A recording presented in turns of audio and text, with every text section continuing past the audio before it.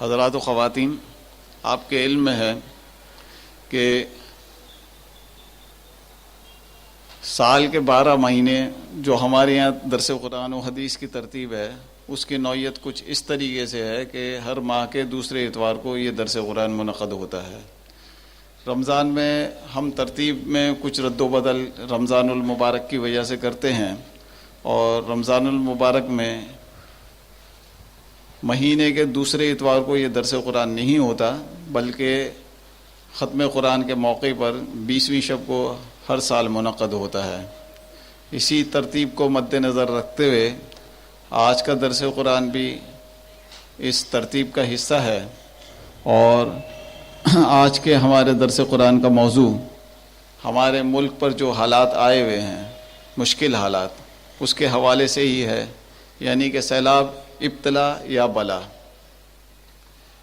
حضرات و خواتین، یہ بات بھی ہمارے علم میں ہونی چاہیے کہ ختم قرآن کے وقت ایک حدیث کا مفہوم اس طریقے سے آتا ہے کہ 70,000 فرشتے ختم قرآن میں شریک لوگوں کے لیے دعائے مغفرت کرتے ہیں۔ ہمارے لیے یہ ایک بہترین موقع ہے کہ ہم سیلاب کے موضوع پر جو ہے مولانا کی گفتگو سنیں۔ مولانا ہمیں بتائیں گے کہ یہ ابتلا ہے یا بلا ہے، اور پھر اگر یہ ہمارے لیے ابتلا ہے تو اس صورت میں ہمیں کیا کرنا ہے، اگر یہ ہے بلا ہمارے لیے تو اس صورت میں ہمیں کیا کرنا ہے، اور پھر 70,000 فرشتے ہمارے لیے جو مغفرت کی دعا کریں گے تو اس سے پہلے ہمیں کیا اعمال کرنے ہیں۔ جن پوائنٹس پر مولانا گفتگو کریں گے وہ کچھ اس طریقے سے ہیں۔ نمبر 1، سیلاب اور زلزلے کیوں آتے ہیں۔ نمبر 2، کیا واقعی ہم اتنے گنہگار ہیں کہ ہم پر اللہ کا عذاب نازل ہو۔ نمبر 3، حوادث کا نشانہ صرف غربا کیوں بنتے ہیں۔ نمبر 4، زمینی اور آسمانی آفات کی صورت میں مسلمان کو کیا کرنا چاہیے۔ نمبر 6، مصیبت زدہ بھائیوں کے لیے ہم کیا کر سکتے ہیں۔ سورہ بقرہ آیت نمبر 55 اور سورہ شورى آیت نمبر 30 کی روشنی میں جناب مولانا محمد اسلم شیخوپوری صاحب درس قرآن و حدیث دیں گے۔ جزاکم اللہ۔ الحمد للہ وحدہ والصلاة والسلام علی من لا نبی بعدہ، اما بعد فاعوذ باللہ من الشیطان الرجیم، بسم اللہ الرحمن الرحیم۔ وَلَنَبْلُوَنَّكُمْ بِشَيْءٍ مِّنَ الْخَوْفِ وَالْجُوعِ وَنَقْصٍ مِّنَ الْأَمْوَالِ وَالْأَنفُسِ وَالثَّمَرَاتِ وَبَشِّرِ الصَّابِرِينَ الَّذِينَ إِذَا أَصَابَتْهُم مُّصِيبَةٌ قَالُوا إِنَّا لِلَّهِ وَإِنَّا إِلَيْهِ رَاجِعُونَ أُولَئِكَ عَلَيْهِمْ صَلَوَاتٌ مِّن رَّبِّهِمْ وَرَحْمَةٌ وَأُولَئِكَ هُمُ الْمُهْتَدُونَ۔ وقال تبارك وتعالى: وما أصابكم من مصيبة فبما كسبت أيديكم ويعفو عن كثير وما أنتم بمعجزين في الأرض وما لكم من دون الله من ولي ولا نصير۔ صدق الله العظيم۔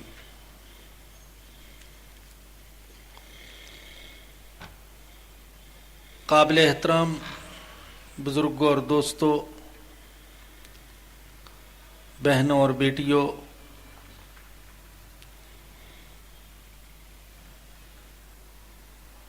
گفتگو شروع کرنے سے پہلے یہ وضاحت کر دینا مناسب سمجھتا ہوں کہ بلا کا لفظ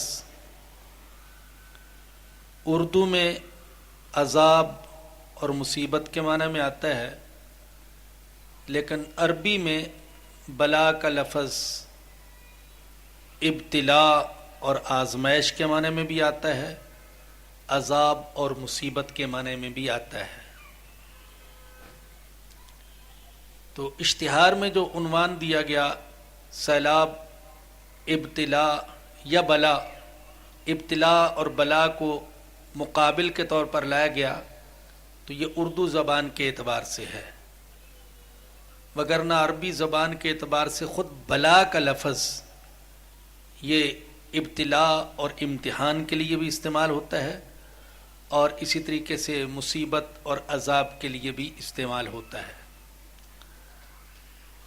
چنانچہ پہلے پارے میں ہی جہاں بنی اسرائیل پر فرعون کے مظالم کا اللہ پاک نے ذکر فرمایا تو اللہ فرماتے ہیں یذبحون ابناءکم ویستحیون نساءکم، فرعونی تمہارے بیٹوں کو ذبح کرتے تھے اور تمہاری عورتوں کو زندہ رکھتے تھے، وفی ذالکم بلاء من ربکم عظیم، اور اس میں تمہارے رب کی طرف سے بہت بڑی بلا تھی۔ تو تفسیروں میں لکھا ہے کہ یہاں بلا کا لفظ دونوں معنی میں استعمال ہو سکتا ہے کہ فرعونی تمہارے بیٹوں کو ذبح کرتے تھے اور تمہاری عورتوں کو زندہ رکھتے تھے، تو اس میں بہت بڑی مصیبت تھی تمہارے لیے، بہت بڑا عذاب تھا تمہارے لیے، اور یہ معنی بھی ہو سکتا ہے کہ بہت بڑی آزمائش تھی تمہارے لیے۔ اس وضاحت کے بعد موضوع پر گفتگو کو آگے بڑھاتے ہوئے یہ عرض کروں گا کہ یہ دنیا جو ہے یہ ابتلاء کی جگہ ہے۔ اس دنیا کا اصل تعارف وہ یہ ہے کہ یہ دار الابتلاء ہے، آزمائش کا گھر، امتحان کا گھر۔ چنانچہ اللہ پاک سورہ ملک کے آغاز میں فرماتے ہیں الذی خلق الموت والحیات لیبلوکم ایکم احسن عملا، وہ اللہ جس نے موت اور زندگی کو پیدا کیا تاکہ تمہیں آزمائے کہ تم میں سے اچھے عمل کرنے والا کون ہے۔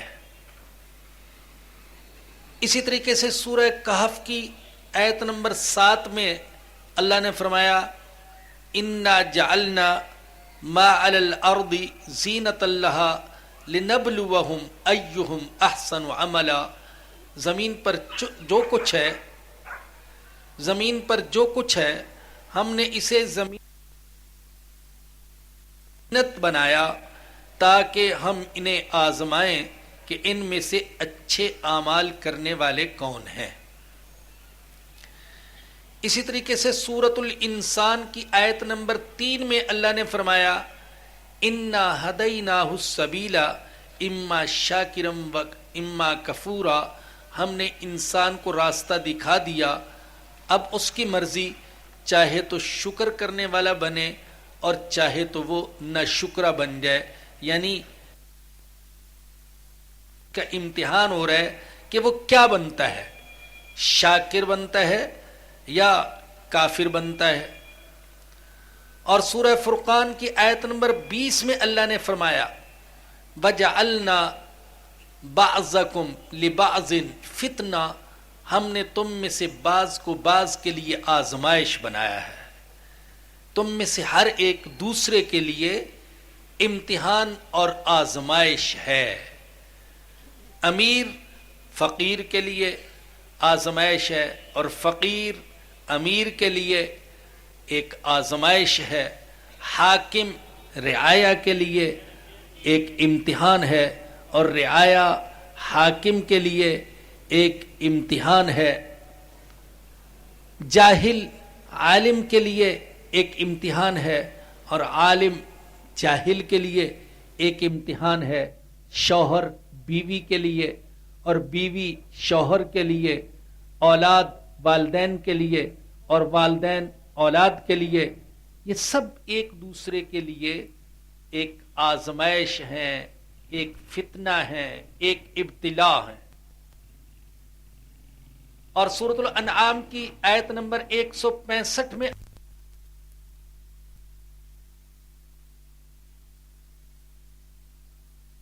لَكُمْ خَلَائِفَ الْأَرْضِ وَرَفَعَ بَعْضَكُمْ فَوْقَ بَعْضٍ دَرَجَاتٍ لِيَبْلُوَكُمْ فِيمَا آتَاكُمْ، فرمایا کہ وہی ہے جس نے تمہیں زمین میں جانشین بنایا اور تم میں سے بعض کو بعض پر بلندی عطا فرمائی تاکہ جو کچھ تمہیں دیا ہے اس میں تمہیں آزمائے.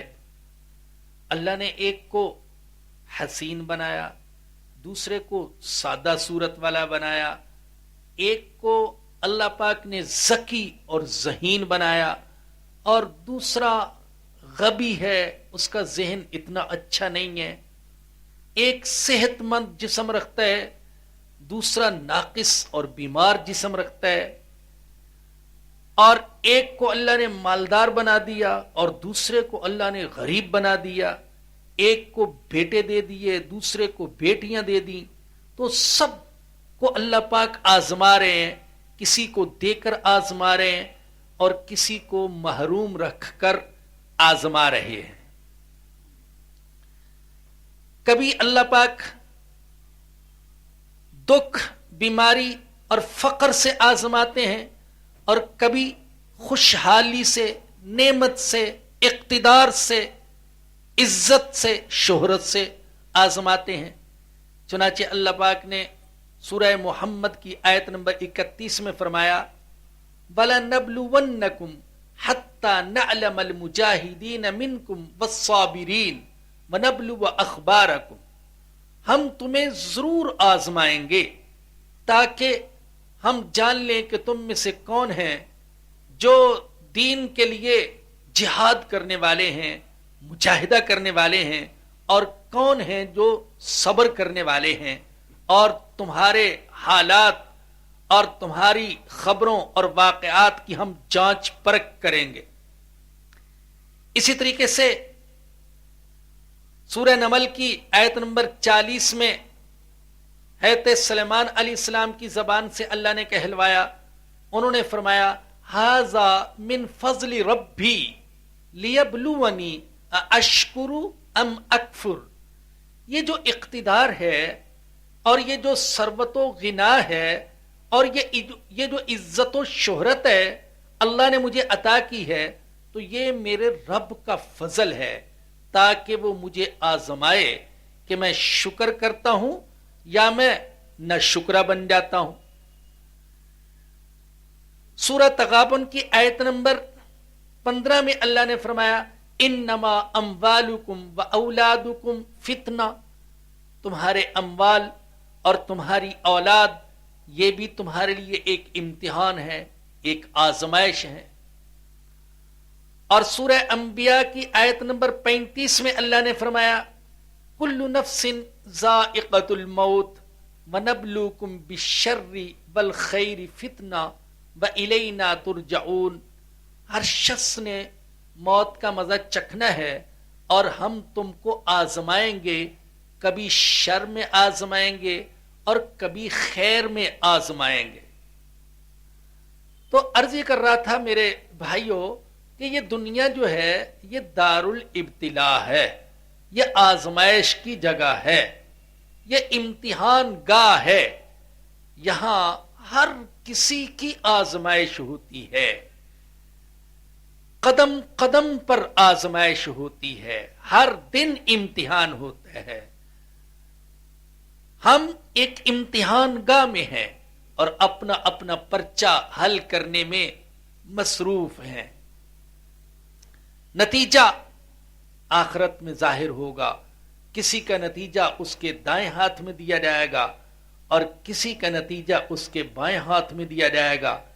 جس کا نتیجہ اس کے دائیں ہاتھ میں دیا گیا تو وہ خوشی سے چیخ اٹھے گا ہا مقرؤ کتابیہ.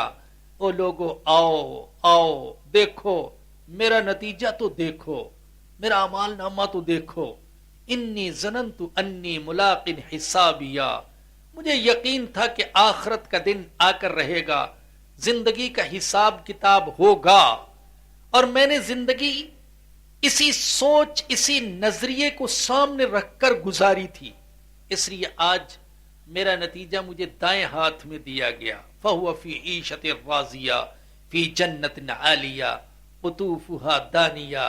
اللہ فرماتے ہیں اس کو پسندیدہ زندگی عطا کی جائے گی جنت عالیہ میں ہوگا، بلند جنتوں میں ہوگا، اور جس کا نتیجہ اس کے بائیں ہاتھ میں دیا گیا، فَيَقُولُ يَا لَيْتَنِي لَمْ أُوتَ كِتَابِيَا، تو وہ بڑے دکھ سے، بڑی حسرت سے کہے گا اے کاش میرا نتیجہ، میرا اعمال نامہ مجھے دیا ہی نہ جاتا، بلم ادری ما حسابیا، اور میں جانتا ہی نہیں کہ حساب کیا تھا، اور میری زندگی کا رجسٹر وہ کیا ہے مجھے پتہ ہی نہ چلتا۔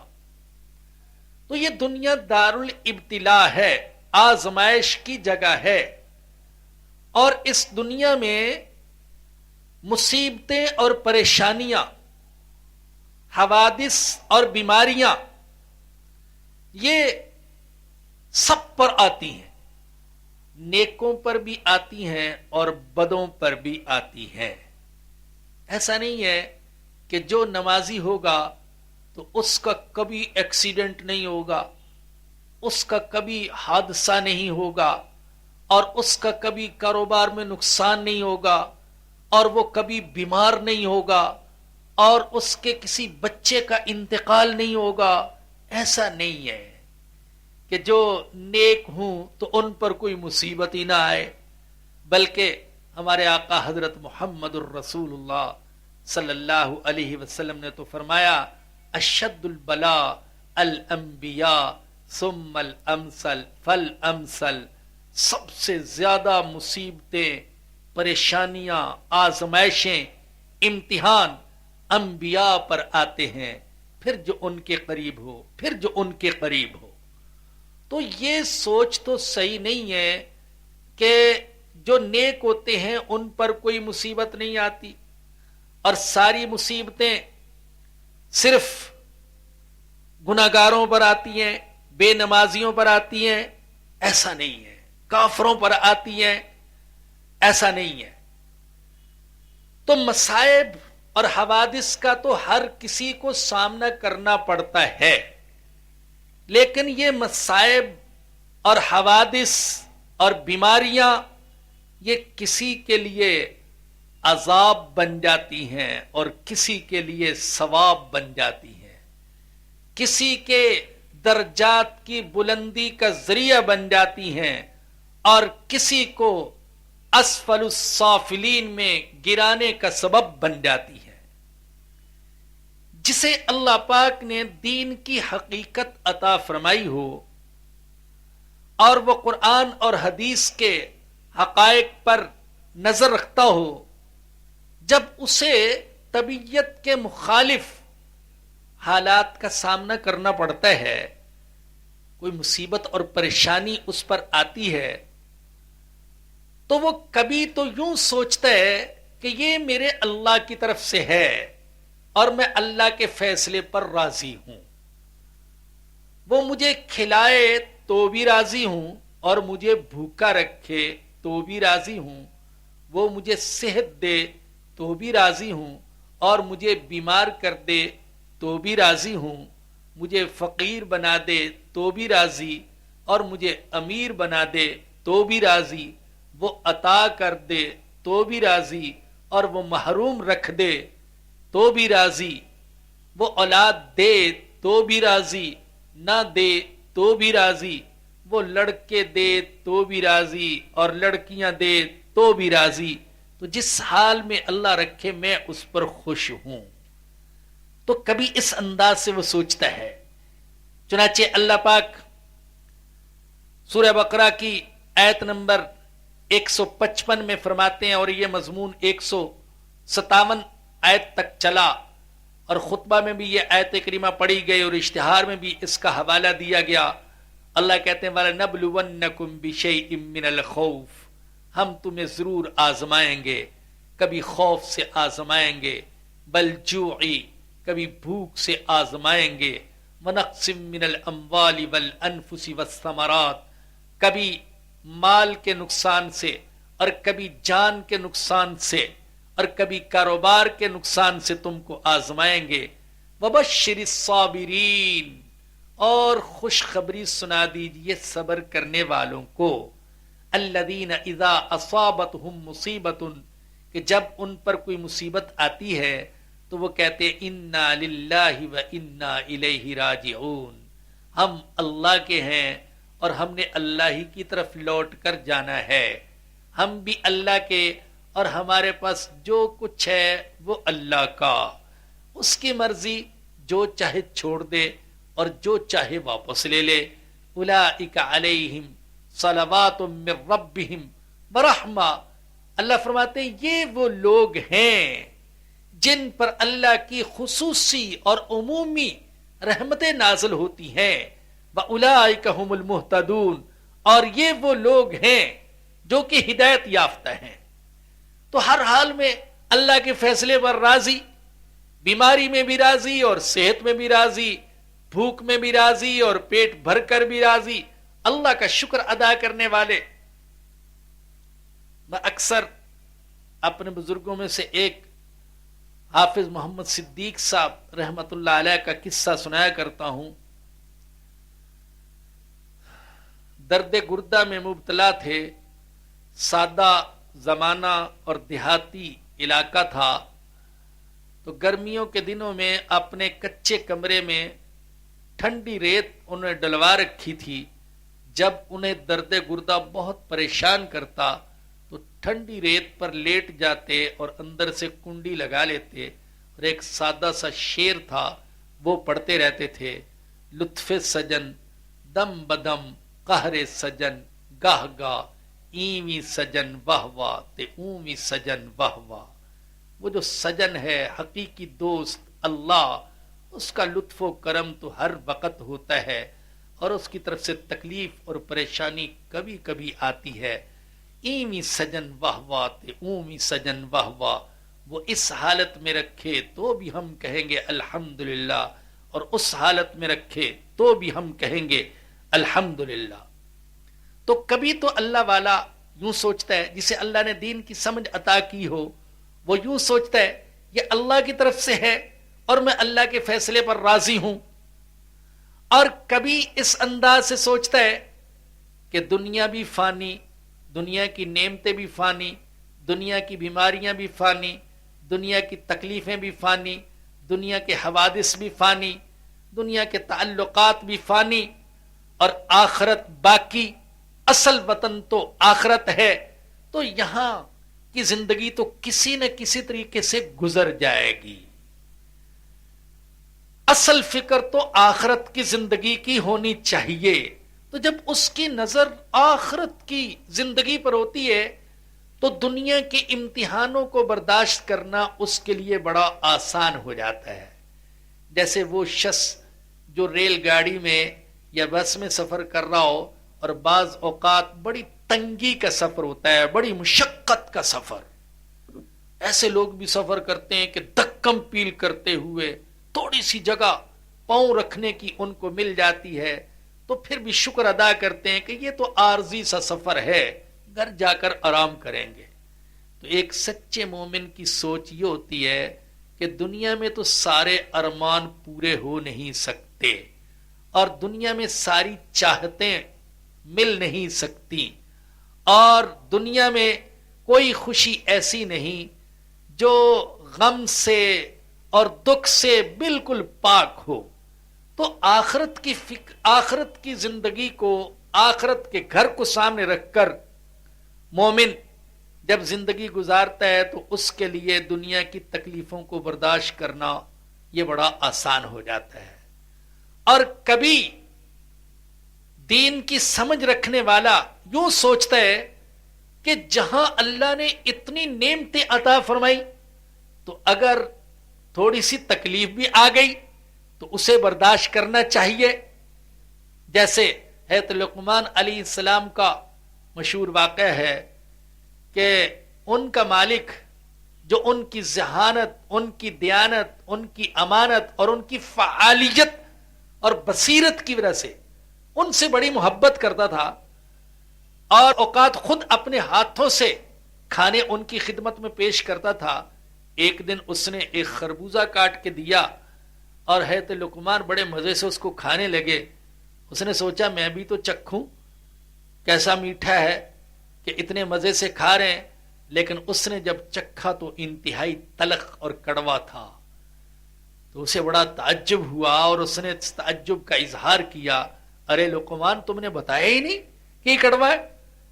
تو حضرت لقمان فرمانے لگے جس ہاتھ سے روزانہ میٹھی میٹھی چیزیں کھاتا ہوں، آج ایک کڑوی چیز اس ہاتھ سے مل گئی تو میرے دل نے گوارا نہیں کیا کہ میں اظہار کر کے اس کو شرمندہ کروں۔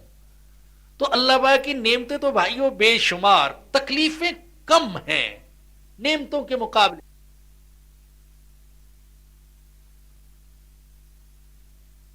کون سی مصیبت کو جھٹلاؤ گے، کون کون سے عذاب کو جھٹلاؤ گے؟ بلکہ اللہ نے تو یوں کہا تم اپنے رب کی کون کون سی نعمت کو جھٹلاؤ گے، اس لیے کہ نعمتیں بے شمار ہیں اور تکلیفیں اور مصیبتیں ان کے مقابلے میں بہت کم ہیں۔ ہمارے ایک جاننے والے، ہمارے ایک ساتھی، وہ ایک بلڈنگ سے نیچے گر گئے تو کولے کی ہڈی ٹوٹ گئی۔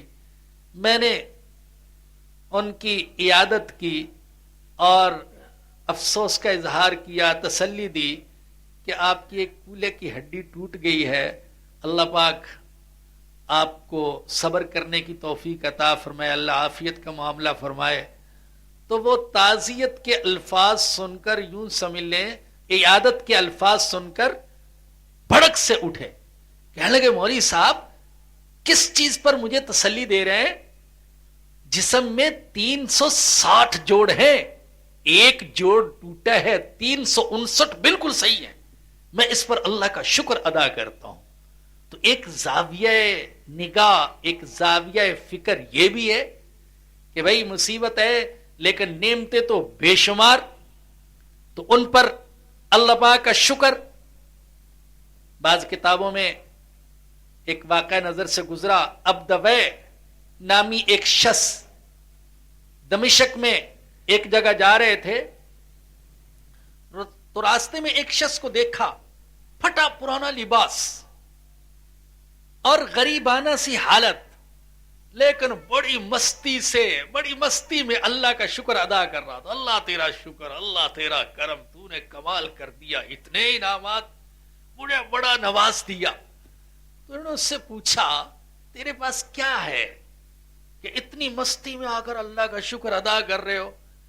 کہ لگتا ہے پاکستان کا اقتدار مل گیا، اتنی وہ محبت کے ساتھ، چاہت کے ساتھ اللہ پاک کا شکر۔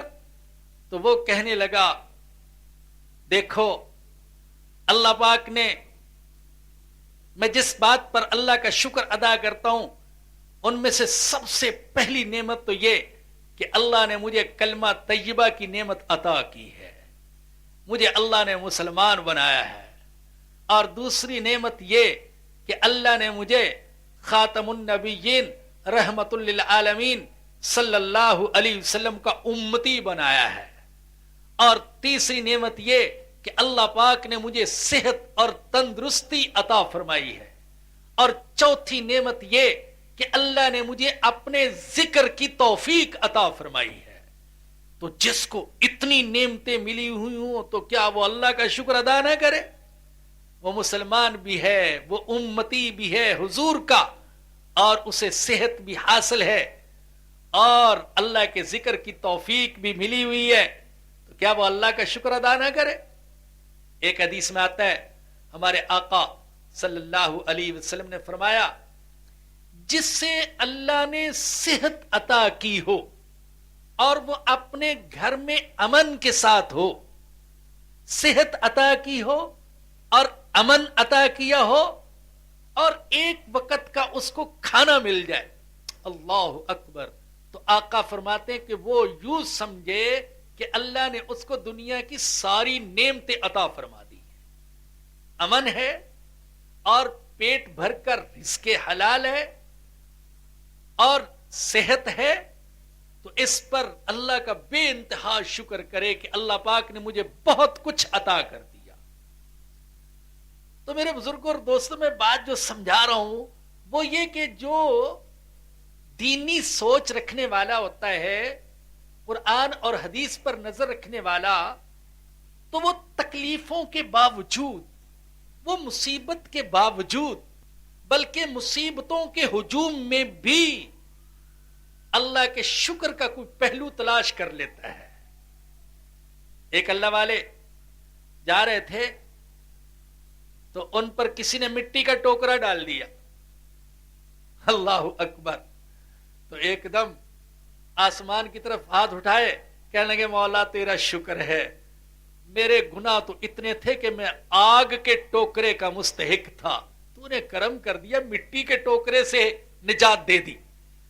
اس میں بھی اللہ کے شکر کا پہلو تلاش کر لیا. ایک بزرگ کے گھر میں چور آ گئے اور سب کچھ لے گئے. لوگ افسوس کے لیے آئے تو فرمانے لگے افسوس کس بات کا, میں تو اللہ کا شکر ادا کرتا ہوں, چور آیا تھا سامان لے گیا, شیطان نہیں آیا تھا کہ ایمان لے جاتا.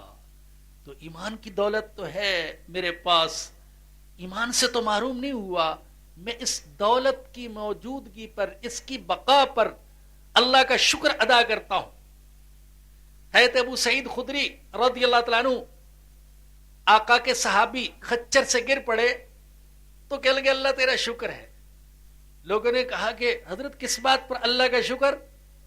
فرمانے لگے کہ میرے مقدر میں ایک مصیبت تھی, ایک تکلیف تھی, تقدیر میں لکھی ہوئی تھی, میں خچر سے گر پڑوں گا, وہ تکلیف گزر گئی, میں اس تکلیف کے گزرنے پر اللہ کا شکر ادا کر رہا ہوں کہ جو ہونا تھا وہ ہو چکا, بس گزر گیا.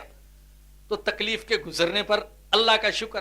تو کوئی نہ کوئی پہلو یہ اللہ والے تلاش کر لیتے ہیں مصیبت میں بھی اللہ کے شکر کا.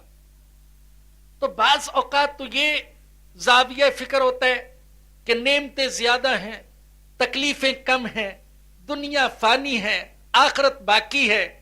اور بعض اوقات وہ اس انداز سے سوچتے ہیں کہ مجھ سے زیادہ برے حال والے بھی ہیں, میں ان سے بہتر ہوں, مجھ سے زیادہ غریب ہیں, مجھ سے زیادہ بیمار ہیں, مجھ سے زیادہ امتحانوں آزمائشوں میں پھنسے ہوئے لوگ ہیں, میں ان میں سے بہت بہتر ہوں. اس انداز سے سوچتے ہیں. اور بھائیوں یہ تو انسان کی سوچ ہے. وہ اگر یوں سوچے نہیں میں تو سب سے گیا گزرا ہوں, میں سب سے ابتر ہوں, میں سب سے پریشان ہوں, تو اسے کبھی شکر کی توفیق نہیں ملے گی. شکوے کرتے کرتے ہی اور کڑتے کڑتے ہی دنیا سے چلا جائے گا. لیکن اگر اس انداز سے سوچا نہیں میں بہت سو سے بہتر ہوں, بہت سے مجھ سے پیچھے ہیں, تو پھر شکر ہی کرتا رہے گا. میں حقیقت میں کہتا ہوں میرا اللہ جانتا ہے, اللہ ہم سب کو ہدایت دے. بعض لوگ ایسے ہوتے ہیں کسی مجبور کو معذور کو دیکھیں تو بڑے افسوس کا اظہار کرتے ہیں, لیکن میں اپنے دل کی گہرائی سے آپ کو بتا رہا ہوں, میں قسم کھا کے کہتا ہوں میرے دل میں بھی یہ, زبان پر بھی یہ ہے کہ الحمدللہ میں کروڑوں سے بہتر حالت میں ہوں, کروڑوں سے بہتر حالت میں ہوں, کروڑوں مجھ سے پیچھے ہیں. تو کیا میں اس پر اللہ کا شکر ادا نہ کروں؟ اللہ نے ایمان عطا فرمایا, اللہ نے قرآن عطا فرمایا, اللہ نے رزق حلال عطا فرمایا, اللہ نے خدمت کرنے والی بیوی عطا فرمائی, اللہ نے اولاد عطا فرمائی, اللہ نے مسجد اور مدرسے سے تعلق عطا فرمایا, اللہ نے عزت عطا فرمائی, اللہ نے دین کی دعوت کی توفیق عطا فرمائی. تو کیا اس پر اللہ کا شکر ادا نہ کیا جائے؟ اور ہمارے آقا صلی اللہ علیہ وسلم کی تعلیم یہ ہے, فرمایا کہ لوگوں, اے مسلمانوں, تم دنیا کے اعتبار سے اسے دیکھا کرو جو تم سے پیچھے ہے, اور دین کے اعتبار سے اسے دیکھا کرو جو تم سے آگے ہے. جب تم دنیا کے اعتبار سے اسے دیکھو گے جو تم سے پیچھے ہے تو اللہ کا شکر ادا کرنے کی توفیق ہوگی, اور جب تم دین کے اعتبار سے اسے دیکھو گے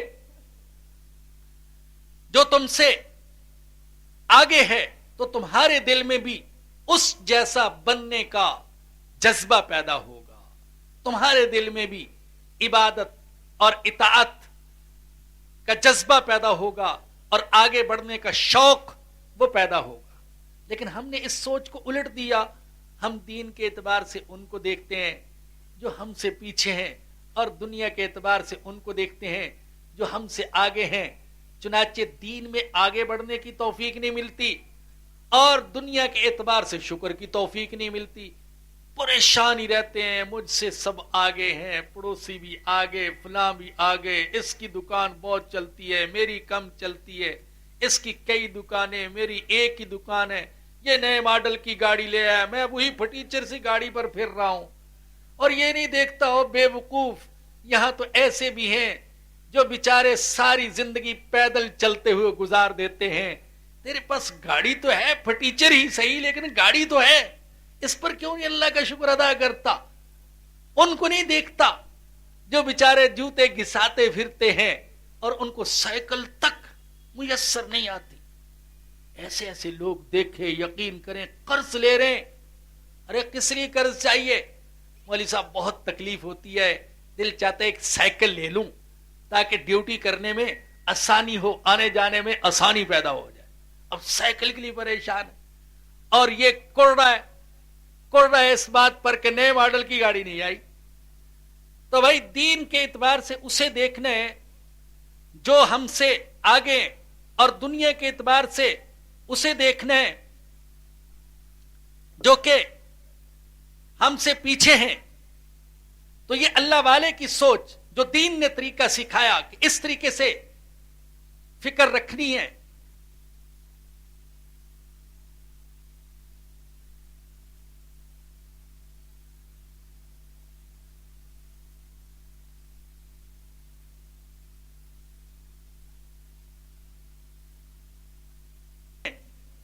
اور کبھی ایک دین کی حقیقت سمجھنے والا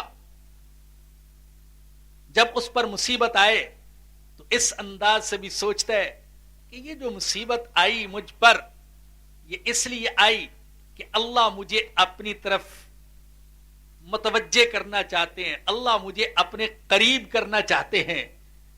اس امتحان کا مقصد یہ نہیں ہے کہ اللہ مجھے اپنے سے دور کر دیں، بلکہ اس امتحان کا مقصد یہ ہے کہ میرے بندے تو میرے اور قریب ہو جا.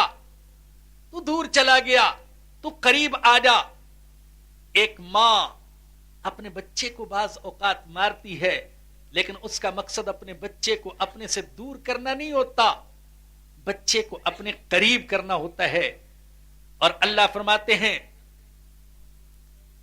سورہ اعراف میں آیت نمبر 94، وما ارسلنا فی قریۃ من نبی الا اخذنا اہلها بالبأساء والضراء لعلہم یضرعون.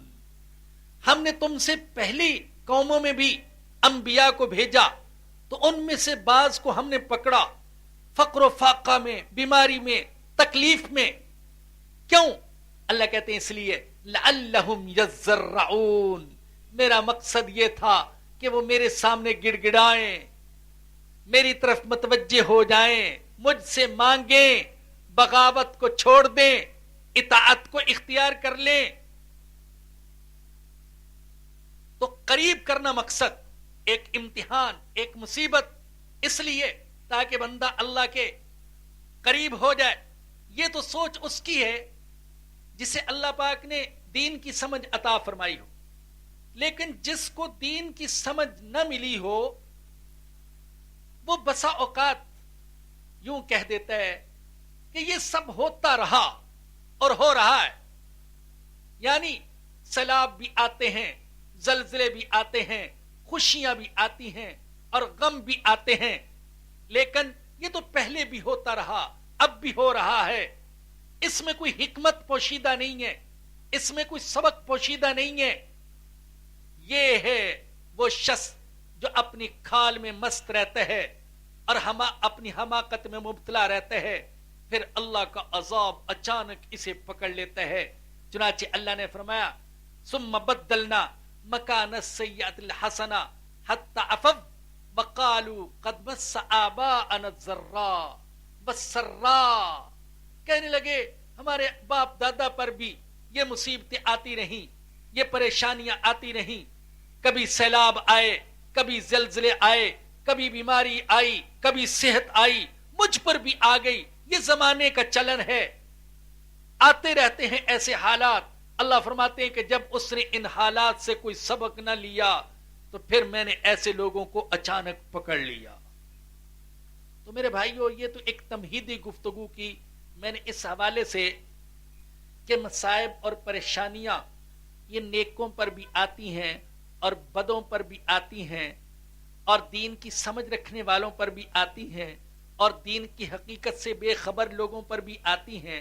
جو دین کی حقیقت سمجھتا ہے اس کا زاویہ فکر کیا ہوتا ہے، اس کا نقطہ نظر کیا ہوتا ہے، اور جو دین سے دور ہوتا ہے، جو دین کی حقیقت پر نظر نہیں رکھتا، تو اس کی سوچ کیا ہوتی ہے۔ اب یہ جو سوالات اٹھائے گئے آج کے موضوع کے حوالے سے، میں ان کے جوابات دینے کی کوشش کروں گا۔ اس میں پہلا سوال یہ کیا گیا کہ سیلاب اور زلزلے کیوں آتے ہیں۔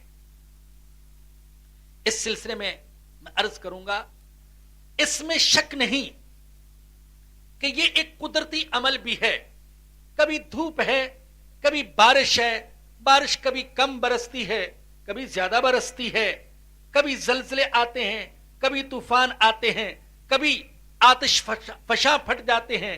یہ ایک قدرتی عمل بھی ہے، لیکن ایک مسلمان ہونے کے اعتبار سے ہمارا اس بات پر یقین ہے کہ اللہ کا کوئی فیصلہ اور اللہ کا کوئی حکم اور اللہ کا کوئی فعل اور اللہ کا کوئی قول وہ حکمت سے خالی نہیں ہے۔ جو کچھ ہوتا ہے اس کائنات میں، اس میں کوئی نہ کوئی حکمت، کوئی نہ کوئی سبق پوشیدہ ہوتا ہے۔ تو یہ سیلاب اور زلزلے جو آتے ہیں، ان میں بھی اللہ کی کوئی نہ کوئی حکمت ہے۔ کسی کو سزا دینا، کسی کو متوجہ کرنا، کسی کے درجات کو بلند کرنا، کوئی نہ کوئی سبق، کوئی نہ کوئی حکمت ان میں ہے۔ پھر جب ہم خاص طور پر ان قوموں کے حالات کا جائزہ لیتے ہیں جن پر اللہ کا عذاب آیا اور وہ تباہ ہو گئی، تو ہمارے سامنے یہ حقیقت آتی ہے کہ جن قوموں پر عذاب آیا، کسی پر عذاب زلزلے کی صورت میں آیا اور کسی پر عذاب سیلاب کی صورت میں آیا، تو اگر ہم پر زلزلہ آئے، سیلاب آئے، تو مسلمان کو چکنا ہو جانا چاہیے کہ کہیں یہ وہی معاملہ تو نہیں جو پہلی تباہ شدہ قوموں کے ساتھ ہوا۔ ہمارے آقا حضرت محمد الرسول اللہ صلی اللہ علیہ وسلم معصوموں کے سردار اور آپ کے صحابہ، کائنات کے منتخب انسان، لیکن اس کے باوجود جب آندھی آتی، طوفان آتا اور شدید بارش آتی اور آسمان پر بجلی چمکتی تو آقا پریشان ہو جاتے تھے۔ سیدہ عائشہ فرماتی ہیں کبھی اندر آتے، کبھی باہر جاتے، اللہ کے سامنے گڑ گڑاتے۔ پوچھا گیا یا رسول اللہ آپ اتنے پریشان کیوں ہیں؟ حضور نے فرمایا میں ڈرتا ہوں کہیں میری امت پر وہی عذاب نہ آ جائے جو قوم سمود پر آیا، جو قوم لوط پر آیا، جو مدین والوں پر آیا۔ میں اس لیے پریشان ہوں۔ حضور پریشان ہو رہے ہیں، حالانکہ آقا خود موجود ہیں اور آپ کے صحابہ کائنات کے منتخب انسان۔ آج ہمارے جیسے گناہگار، ہمارے جیسے 2 نمبر 10 نمبر کے مسلمان، معاذ اللہ جھوٹ بولنے والے، خیانت کرنے والے، فراڈ کرنے والے، دھوکے دینے والے، حق کھا جانے والے، ستم ڈھانے والے، سنگ دل، مسجدوں سے دور بھاگنے والے، اللہ کی بغاوت کرنے والے، اور ہم پر سیلاب آئے اور زلزلے آئے اور طوفان آئے اور ہم بس یہ کہہ کر اپنے آپ کو تسلی دے دیں قد مس آباءنا الضرا والسرا۔ یہ تو صدیوں سے ہوتا آیا ہے، پہلے بھی سیلاب آتے رہے، زلزلے آتے رہے، تو ہم پر اگر آ گیا تو یہ کوئی انوکھی بات نہیں ہے۔ تو یہ انتہا درجے کی غفلت اور انتہا درجے کی سنگ دلی ہے۔ اور میرے بھائیوں، میری بہنوں، کچھ وقت نکال کر، تھوڑا سا وقت نکال کر قرآن میں ان قوموں کے حالات تو پڑھیں جن پر اللہ کا عذاب آیا اور اللہ کے عذاب کی وجہ سے ان کو تباہ و برباد کر دیا گیا۔ جن قوموں کو ہلاک کیا گیا ان قوموں کے حالات کا میں نے جہاں تک جائزہ لیا تو ان سب میں جو مشترکہ جرم نظر آیا وہ جرم تھا ظلم۔ ہر قوم کے اندر جس قوم پر اللہ کا عذاب نازل ہوا ایک مشترکہ جرم کا ارتکاب ان کے ہاں جو ہو رہا تھا وہ ظلم کا جرم تھا، ظلم کا گناہ۔ اس میں شک نہیں، آپ کی نظر جائے گی کفر اور شرک کی طرف، اس میں وہ ملوث تھے، لیکن خود شرک بھی تو ظلم ہے۔ شرک ظلم عظیم، ان الشرک لظلم عظیم۔ آپ قوم نوح کے حالات کا جائزہ لیں تو انتہائی تکبر کرنے والے لوگ، متکبر، حضرت نوح علیہ السلام کی دعوت کو ٹھکرانے والے، ایسے متکبر کہ حضرت نوح علیہ السلام کو دیکھتے تو اپنے کانوں میں انگلیاں ٹھونس لیتے اور اپنے چہروں پر کپڑے ڈال لیتے تاکہ آواز کان میں نہ چلی جائے اور نوح کی شکل کو بھی نہ دیکھے۔ ایسے تکبر کرنے والے، اللہ کا عذاب ان پر سیلاب کی صورت میں آیا۔ آپ قوم سمود کو دیکھیں، کیا جرم تھا جس کا قرآن نے ذکر کیا ہے۔ کفر اور شرک کے بعد قرآن نے خاص طور پر ان کے جس گناہ کا ذکر کیا وہ یہ کہ نمود و نمائش کے لیے، دکھاوے کے لیے محلات بناتے تھے، اور جب پکڑتے تھے، کسی کو پکڑتے تھے تو بہت سختی کرتے تھے۔ اللہ اکبر! اللہ نے یہ ذکر کیا کہ محلات بناتے تھے ہر جگہ پر نمود و نمائش کے لیے، اور وَإِذَا بَطَشْتُمْ جَبَّارِينَ، اللہ نے فرمایا جب تم کسی کو پکڑتے ہو تو پکڑنے میں بڑی سختی کرتے ہو۔ کیا آج ہمارے وڈیروں میں یہ جرم نہیں پایا جاتا؟ اس گناہ کا ارتکاب نہیں ہوتا؟ کہاں کہاں ہمارے وڈیروں کے محلات نہیں ہیں؟ پاکستان میں، پاکستان سے باہر، آپ برطانیہ میں دیکھیں، سوئٹزرلینڈ میں دیکھیں، فرانس اور جرمنی میں دیکھیں، نمود و نمائش کے لیے محلات۔ اور صرف پاکستان کے وڈیرے نہیں، عالم اسلام کے وڈیرے، جگہ جگہ محلات۔ اور اللہ فرماتے وَإِذَا بَطَشْتُمْ جَبَّارِينَ۔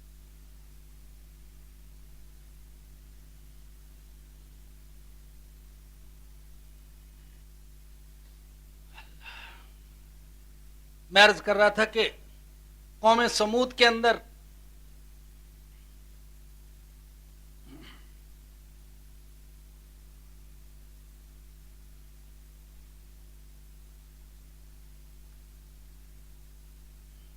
جو ایک بڑی خرابی جو ان کے اندر پائی جاتی تھی، محلات نمود و نمائش کے لیے، اور پکڑتے تو سختی کرتے پکڑنے میں۔ اللہ نے ان کے اس جرم کو ذکر کیا۔ اللہ اکبر! بتا یہ رہا تھا کہ حکمرانوں کو چھوڑیے، عوام کو دیکھیے، آج ہمارے اندر یہ سختی، یہ تشدد کتنا آ گیا۔ یہ روشنیوں کا شہر ہے، لیکن ایک لہر چلتی ہے 100-150 جانوں کو لے کر چلی جاتی ہے، اور بعض اوقات ایسی سنگ دلی سے ایک دوسرے کو قتل کیا جاتا ہے، زندہ جلا دیا جاتا ہے، اور بعض کے جسم میں ڈرل سے سوراخ کیے جاتے ہیں اور چمڑا اتار لیا جاتا ہے۔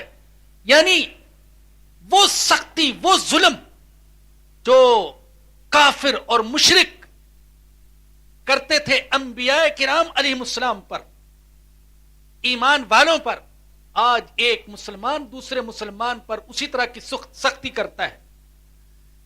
یہ جو سیالکوٹ کا سانحہ جس نے پورے ملک کو ہلا کر رکھ دیا اور پوری دنیا کو پاکستان کی طرف متوجہ کر دیا، آپ ذرا دیکھیے، پورا مجمع ہے، 2 نوجوانوں کے ارد گرد جمع، ٹانگوں میں رسی باندھی ہوئی اور ڈنڈے اور سریے اور پتھر ہاتھوں میں، اور کچھ نہیں دیکھا جا رہا کہاں لگ رہا ہے۔ سر پر، چہرے پر، آنکھوں پر، ٹانگوں پر مار رہے ہیں، اور وہ نوجوان زندگی کی نہیں موت کی بھیک مانگ رہے ہیں، ارے گولی مار دو، ہمیں ختم کر دو، لیکن گولی سے مارنے کے لیے تیار نہیں، تڑپا تڑپا کر ڈنڈوں سے مار رہے ہیں۔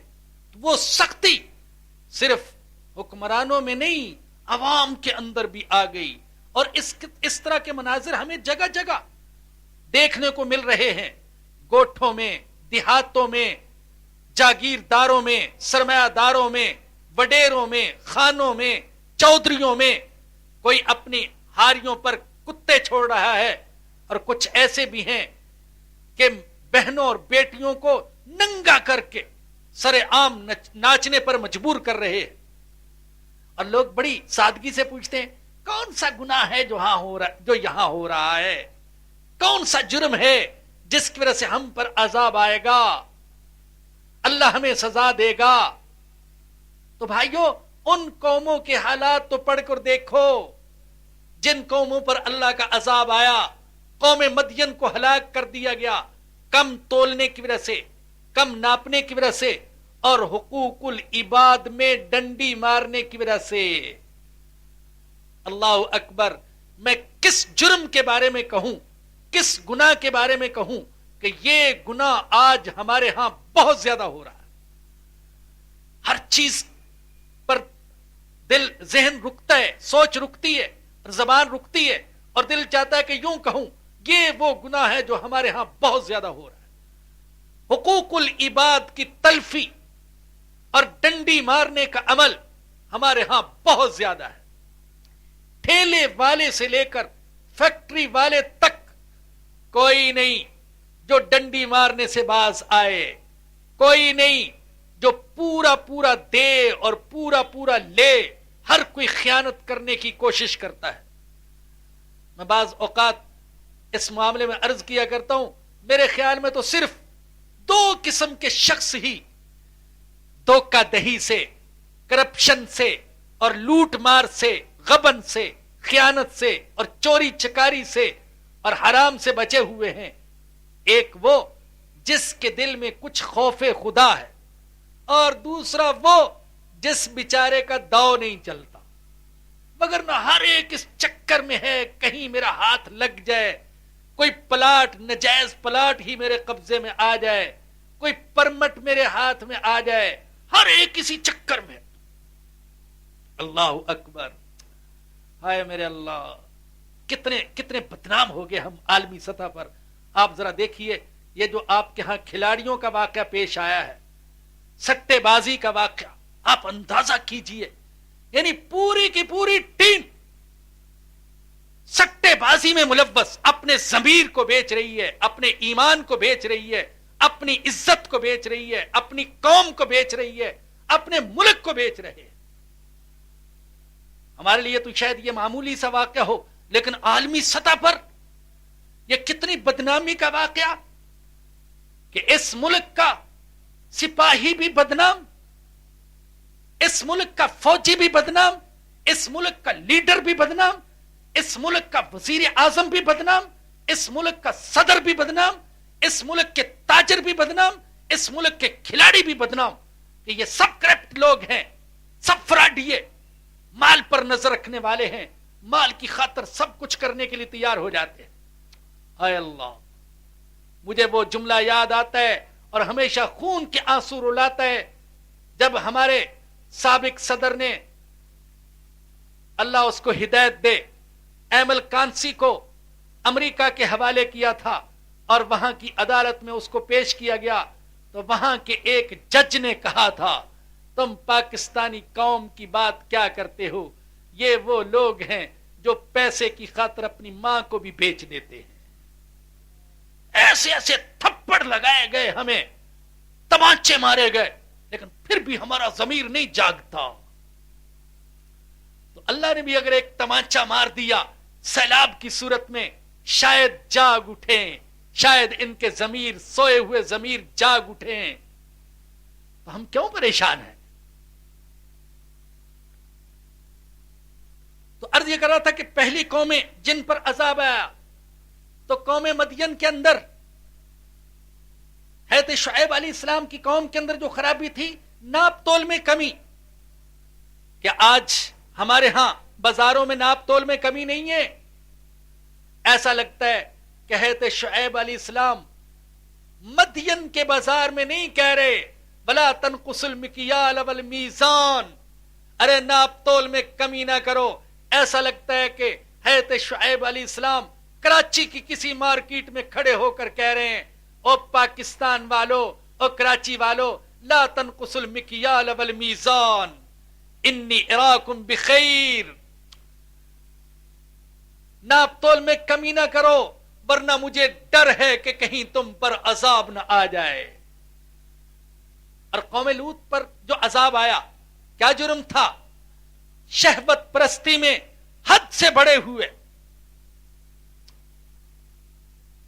تو بھائیو، کیا آج ہمارے ہاں یہ بیماری نہیں ہے؟ شہوت پرستی میں حدود سے تجاوز کر جانا.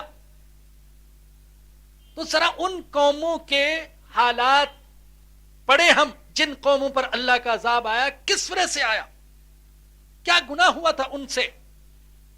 میں مانتا ہوں اس امت پر ایسا عذاب نہیں آئے گا جو اس کا کلی طور پر خاتمہ کر کے رکھ دے، لیکن میں یہ ماننے کے لیے تیار نہیں ہوں کہ یہ امت جو کچھ بھی کرتی رہے تو اللہ اس کو کوئی سزا نہیں دے گا.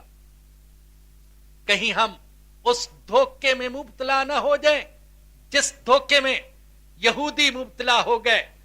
وہ کہتے تھے کہ ہم اللہ کے چہیتے ہیں، اللہ کے پیارے ہیں، ہمیں اللہ عذاب نہیں دے گا. اللہ اکبر. اور بھائیو، سننے کی بات ہے، اللہ نے فرمایا تم کہتے ہو ہم اللہ کے پیارے ہیں، قیامت کے دن ہم پر کوئی عذاب نہیں آئے گا. فَلِمَ يُعَذِّبُكُمْ بِذُنُوبِكُمْ، اگر تم واقعی چہیتے اور پیارے ہو تو دنیا میں اللہ تمہیں سزا کیوں دیتا ہے؟ تمہارے گناہوں کی وجہ سے. فَلِمَ يُعَذِّبُكُمْ بِذُنُوبِكُمْ. آج ہم بھی تو یہ کہتے ہیں آخرت میں ہمیں کوئی سزا نہیں ملے گی، ہم سب کے سب جنتی ہیں اس لیے کہ حضور کے نام لیوا. تو کیا ہم سے یہ سوال نہیں ہو سکتا فَلِمَ يُعَذِّبُكُمْ بِذُنُوبِكُمْ، پھر تمہیں دنیا میں اللہ کیوں سزا دے رہا ہے؟ دنیا میں کیوں ذلت کی زندگی گزار رہے ہو؟ اور ہم جو کہتے ہیں ہم مسلمان، ہم مسلمان، اللہ اکبر. کیسے مسلمان جن کے اندر منافقوں والی ساری صفات، اور ایسے مسلمان کہ کلمہ تک نہیں آتا. میں اخبارات میں دیکھ رہا ہوں بہت سے دانشور لکھتے ہیں یہ دیہاتی تو بڑے سیدھے سادے مسلمان ہیں، ان پر عذاب کیسے آ سکتا ہے؟ آج جا کر دیہات کی صورتحال تو دیکھیں، جو لوٹ مار، چوری چکاری، قتل و غارت گری اور انتقام در انتقام کے سلسلے وہاں چلتے ہیں، شاید شہروں میں بھی نہ چلتے ہوں. مساجد بند پڑی ہیں. ہمارے قریب میں متاثرین آئے، گلشن معمار میں بہت سارے متاثرین آئے، ہم نے ان کو مسجد میں جمع کیا. اللہ اکبر. یقین کریں جب جمع کیا تو ان میں سے بہت ساروں کو کلمہ تک نہیں آتا تھا. میں نے نماز کہلوائی، خود کہلوائی، میں نے سبحانک اللہم کہلوایا. میں نے کہا سناؤ. یقین کرے سبحانک اللہ نہیں سنا سکے. ہے ہر کوئی مسلمان، جو مسلمان کا بیٹا وہ مسلمان، چاہے کلمہ آتا ہے یا نہیں آتا، نماز پڑھتا ہے نہیں پڑھتا، اللہ کے سامنے سجدہ کرتا ہے نہیں کرتا، بت کے سامنے کرتا ہے، قبر کے سامنے کرتا ہے، درخت کے سامنے کرتا ہے، مزار پر کرتا ہے، اللہ کے سامنے نہیں کرتا، لیکن ہے مسلمان. تو بھائیو، بہت سارے وہ جرائم جو ان قوموں کے اندر پائے جاتے تھے، جن قوموں پر اللہ کا عذاب آیا، آج ہمارے اندر بھی آ چکے. تو اگر اللہ کی طرف سے ہلکی سی پکڑ آئے ہمیں خبردار کرنے کے لیے، اور ہم اپنے آپ کو یہ کہہ کر بے وقوف بنا لیں یہ تو دنیا میں ہوتا آیا، امریکہ میں بھی سیلاب آیا، جاپان میں بھی سیلاب آیا، چین میں بھی سیلاب آیا، موسمی تغیرات ہے، ہمیں پریشان ہونے کی ضرورت نہیں.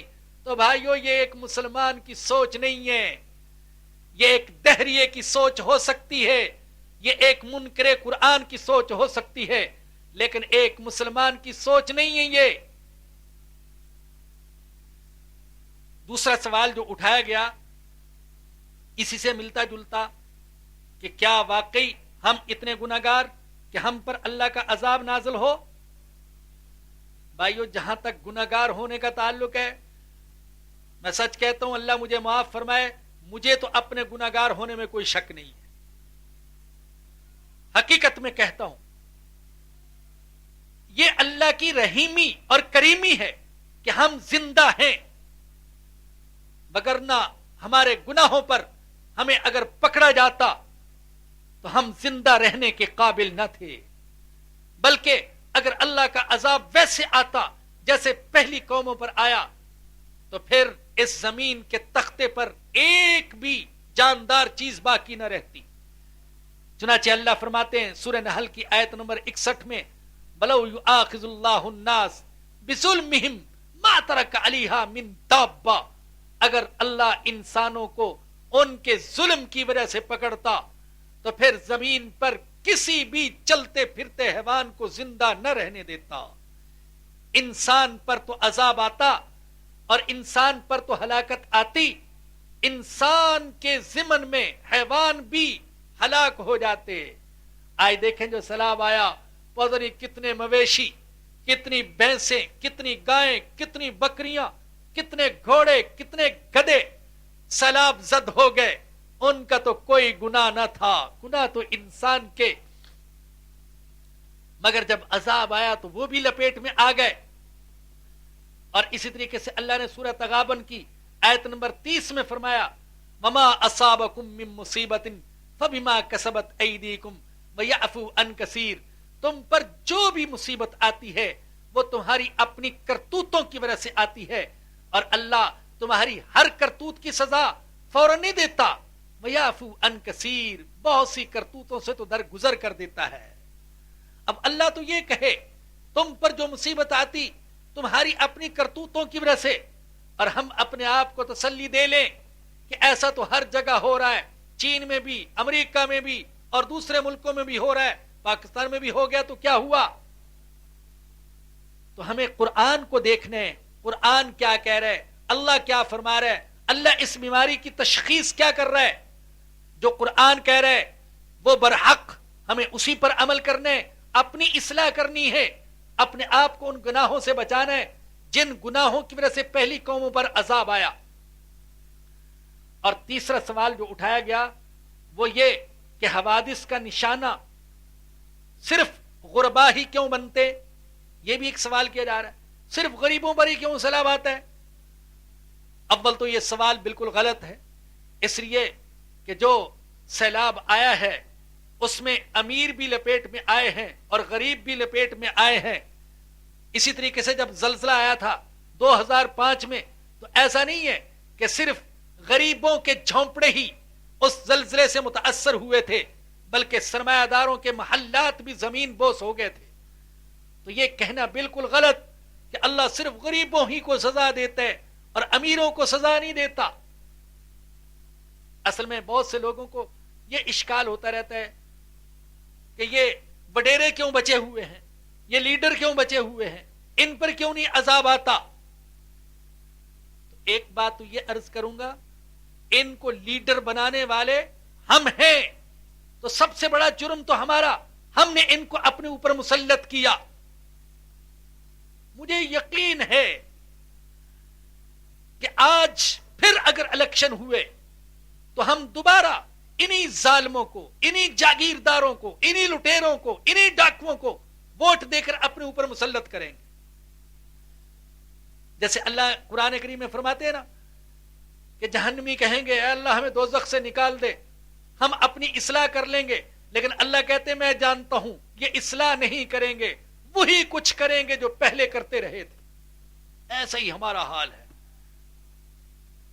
ہم کہتے ہیں لیکن حقیقت یہ کہ مصیبت ٹل جاتی ہے تو پھر ہم انہی ظالموں کو اپنے اوپر مسلط کر لیتے ہیں۔ اور دوسری بات یہ عرض کروں گا کہ عذاب صرف زلزلے اور سیلاب کی صورت میں نہیں ہوتا. عذاب کی تو مختلف شکلیں ہیں. آپس کے جھگڑے، یہ تو اللہ کے عذاب کی مختلف شکلیں ہیں بھائیوں. یہ آپس کے جھگڑے یہ عذاب کی صورت ہے. یہ ہر وقت خوف، عدم تحفظ، یہ ایک عذاب ہے. یہ بے سکونی عذاب ہے. یہ دل کا سخت ہو جانا، دل پر کسی بات کا اثر نہ کرنا، یہ ایک عذاب ہے. عبادت میں دل نہ لگنا، یہ ایک عذاب ہے. اور اللہ کی طرف سے ڈھیل ملتے جانا، یہ بھی ایک عذاب کی صورت ہے.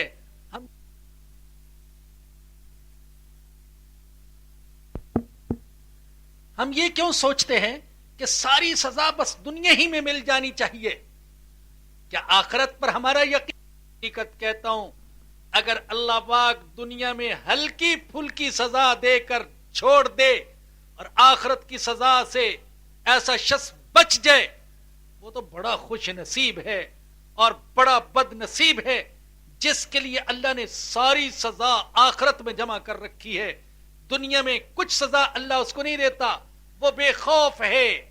بڑے بڑے مشرک، بڑے بڑے کافر، بڑے بڑے متکبر اسی بات پر تو اکڑتے تھے.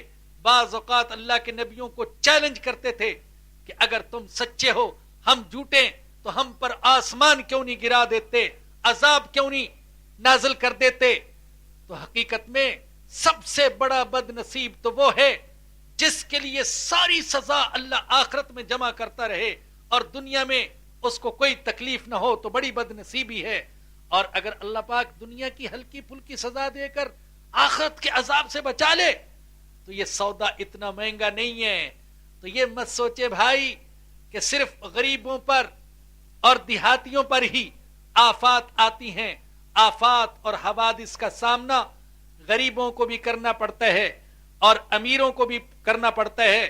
اور کسی کو سزا پوری کی پوری دنیا ہی میں دے کر آخرت کی سزا سے بچا لیا جائے گا، اور کسی کو ساری سزا آخرت میں دی جائے گی، اور یہ سب سے بڑا بد نصیب ہوگا. اللہ آخرت کی سزا سے ہماری حفاظت فرمائے. ایک سوال چوتھا یہ بھی کیا گیا کہ زمینی اور آسمانی آفات کی صورت میں مسلمان کو کیا کرنا چاہیے. اس وقت صرف دو چیزیں عرض کروں گا.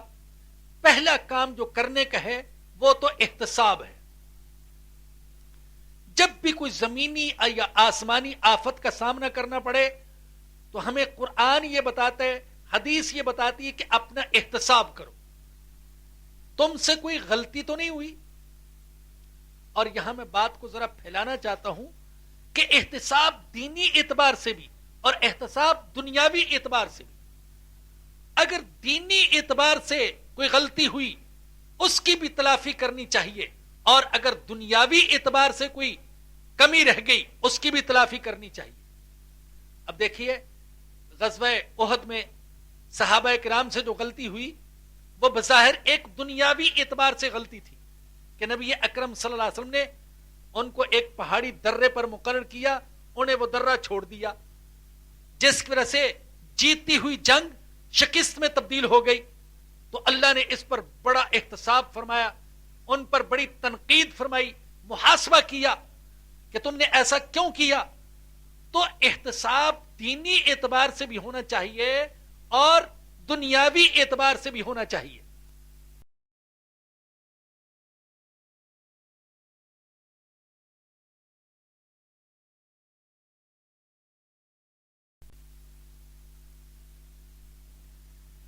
مثال کے طور پر اگر کسی کی عمارت گر گئی اور پتہ چلا کہ عمارت کی تعمیر میں مٹیریل بڑا ہلکا استعمال ہوا تھا، تو ایسے موقع پر احتساب صرف یہ نہیں کہ توبہ کرے، استغفار کرے. تو صرف توبہ کرنے سے مسئلہ حل نہیں ہوگا، یہاں پر تحقیق کرنا ضروری ہے کہ اس عمارت کی تعمیر میں کیا غلطی ہوئی ہے. اب ہمارے ہاں جو سیلاب آیا، دنیاوی اعتبار سے بھی احتساب کرنا ضروری کہ ڈیم نہیں بنائے گئے، پشتے مضبوط نہیں کیے گئے، اور جن کی ذمہ داری تھی وہ خزانہ کھاتے رہے اور انہوں نے صحیح کام نہیں کیا. اس اعتبار سے بھی احتساب ضروری ہے، اور دینی اعتبار سے بھی احتساب ضروری کہ ہم سے کیا گناہ ہوئے جو ہم پر اللہ کا یہ عذاب نازل ہوا۔ اور میرے بھائیوں اور بہنوں، دوسرا کام جو کرنے کا ہے وہ استغفار۔ استغفار ایک ایسی چیز ہے کہ آئے ہوئے عذاب کو بھی ٹال سکتا ہے یہ استغفار۔ میں آپ کے سامنے صرف ایک قوم کا قصہ بیان کروں گا، قوم یونس کا۔ جب حضرت یونس علیہ السلام نے ان سے فرما دیا کہ 3 دن تک تم پر اللہ کا عذاب آئے گا، اور پھر یہ کہہ کر نکل گئے، اور پوری کی پوری قوم جنگل میں آ گئی بستی کو چھوڑ کر، اور کیا مرد اور کیا عورتیں، کیا بچے اور کیا بوڑھے اور جوان، سب نے رو رو کر اللہ سے مانگنا شروع کیا۔ تو اللہ کہتے ہیں میں نے ان سے عذاب کو ٹال دیا۔ فلولا كانت قرية آمنت فنفعها إيمانها إلا قوم يونس لما آمنوا كشفنا عنهم عذاب الخزي في الحياة الدنيا ومتعناهم إلى حين۔ جب انہوں نے توبہ کی تو اللہ کہتے ہیں ہم نے ان کو ذلت کے عذاب سے بچا لیا۔ اور میرے بھائیوں، میری بہنوں، قوم یونس تو کافر تھی، مشرک تھی، اس نے توبہ کی، اللہ کے عذاب سے بچ گئے۔ ہم تو الحمدللہ حضرت محمد الرسول اللہ صلی اللہ علیہ وسلم کے امتی ہیں۔ اگر ہم بھی سچے دل سے توبہ کریں گے، اللہ کی ذات سے امید ہے اللہ اپنے عذاب سے ہماری حفاظت فرمائیں گے۔ اور بھائی آخری سوال جو کیا گیا، مصیبت زدہ بھائیوں کے لیے ہم کیا کر سکتے ہیں؟ جو ہمارے بس میں ہے وہ ہمیں کرنا چاہیے۔ اس بحث میں پڑے بغیر کہ کون سنی ہے، کون بریلوی، کون دیوبندی، کون کالا، کون گورا، کون سندھی، کون پنجابی، اس بحث میں پڑے بغیر ہر ایک کے لیے ہم جو کچھ کر سکتے ہیں وہ کرنا چاہیے۔ اور میں صاف کہتا ہوں، جس کے دل میں مصیبت زدہ مسلمانوں کو دیکھ کر درد پیدا نہیں ہوتا، اس کا ایمان مشکوک ہے۔ مسلمان وہ ہے جو دکھی مسلمان کو دیکھ کر اپنے دل میں اس کا درد محسوس کرے۔ مولانا ابوالکلام آزاد نے ایک جگہ لکھا، بڑی پیاری بات لکھی، فرمایا کہ مسلمان وہ ہے کہ اگر مغرب کے آخری کنارے پر رہنے والے کسی مسلمان کی گردن پر تلوار چلے تو مشرق کے آخری کونے میں رہنے والا مسلمان اس تلوار کا زخم اپنی گردن پر محسوس کرے۔ حقیقی مسلمان تو وہ ہے۔ تو جو دکھی مسلمان بھائیوں کو دیکھ کر دکھی نہیں ہوتا، حقیقت یہ کہ اس کا ایمان مشکوک ہے، اس کو تجدید ایمان کرنا چاہیے۔ ایسا نہیں آقا نے فرما دیا تھا، فرما دیا کہ تم مسلمان نہیں ہو سکتے اگر تم پیٹ بھر کر کھا لو اور تمہارا پڑوسی بھوکا ہو۔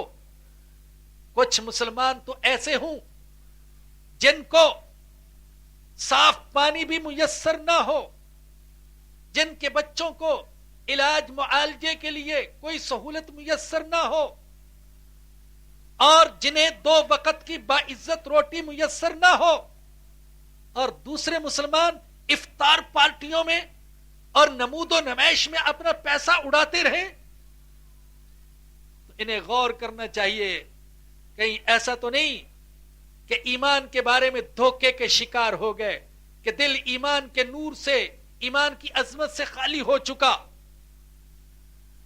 تو ہم میں سے ہر ایک جو کچھ کر سکتے ہیں اس کی اپنی بساط کے مطابق، اپنی بساط سے بڑھ کر کرنا ضروری ہے۔ اللہ اکبر، میرے اللہ کا خاص کرم ہے، کوئی یہ نہ سمجھے کہ صرف جوشیلی تقریر ہی کر رہا ہوں اور عملی صورت نہیں۔ میرا اللہ نے خاص کرم کیا، جب زلزلہ آیا اللہ نے کوئی ایسی صورت بنا دی، اللہ نے مجھے اس علاقے میں بھی اپنے بھائیوں کی ہمدردی کے لیے اور دلجوئی کے لیے جانے کی توفیق عطا فرما دی۔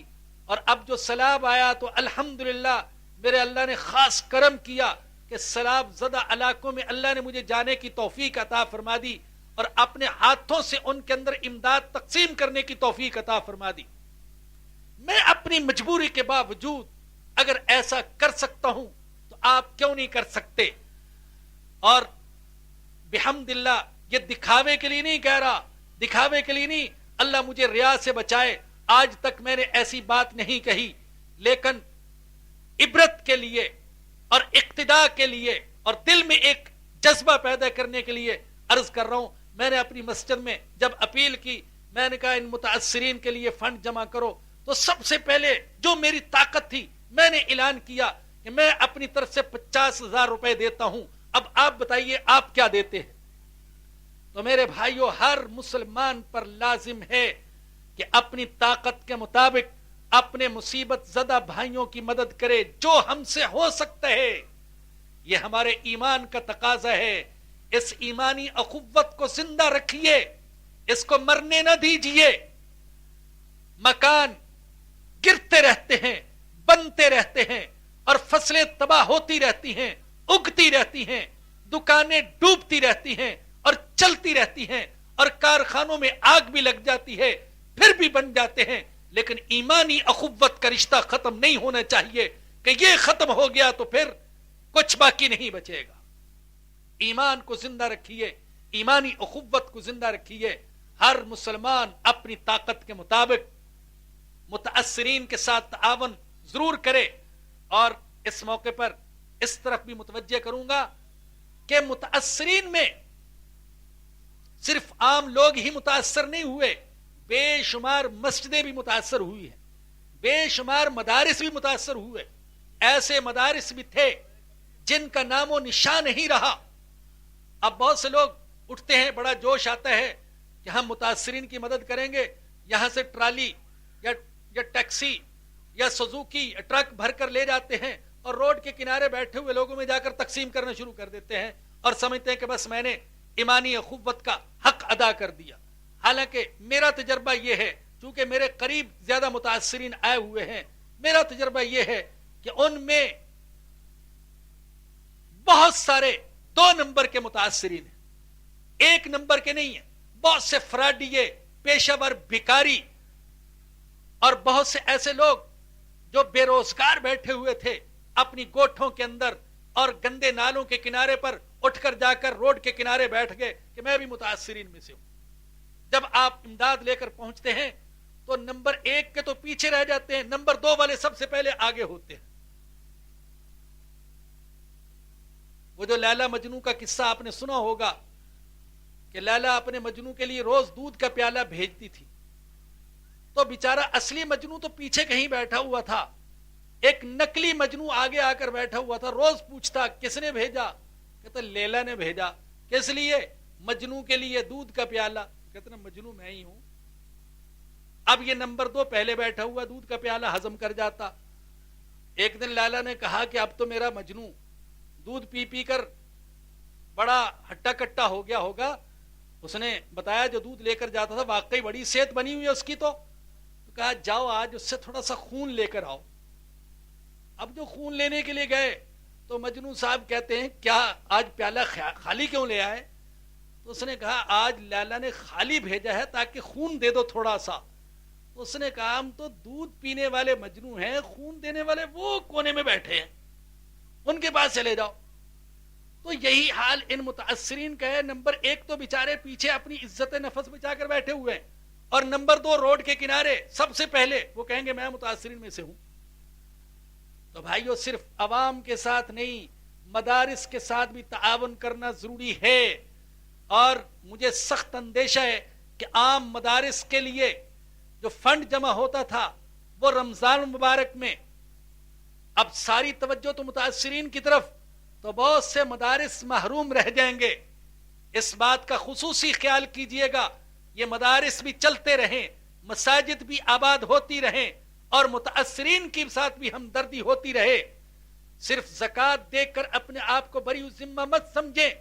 آقا نے فرمایا کہ مسلمان کے مال میں زکوٰۃ کے علاوہ بھی حق ہے، بالخصوص یہ جو وقتی حوادث اور مصائب ہوتے ہیں ان میں زکوٰۃ کے علاوہ خرچ کرنا ضروری ہے۔ تو زکوٰۃ کے علاوہ بھی دیجئے، صدقات دیجئے، صدقہ فطر زیادہ دیجئے۔ مفتی کہتا ہے کہ 60 روپے 70 روپے صدقہ فطر اللہ نے آپ کو دیا ہے، آپ کہیں میں اپنے ہر بچے کا صدقہ فطر 700 دوں گا، 70 نہیں دوں گا، زیادہ دوں گا۔ اللہ پاک مجھے اور آپ سب کو مدارس کے ساتھ، مساجد کے ساتھ، متاثرین کے ساتھ تعاون کرنے کی توفیق عطا فرمائے، اور اللہ پاک ہمیں ان اسباب سے بھی بچنے کی توفیق عطا فرمائے جن اسباب کی وجہ سے اللہ کا عذاب اور اللہ کا غضب نازل ہوتا ہے۔ وآخر دعوانا ان الحمد للہ رب العالمین۔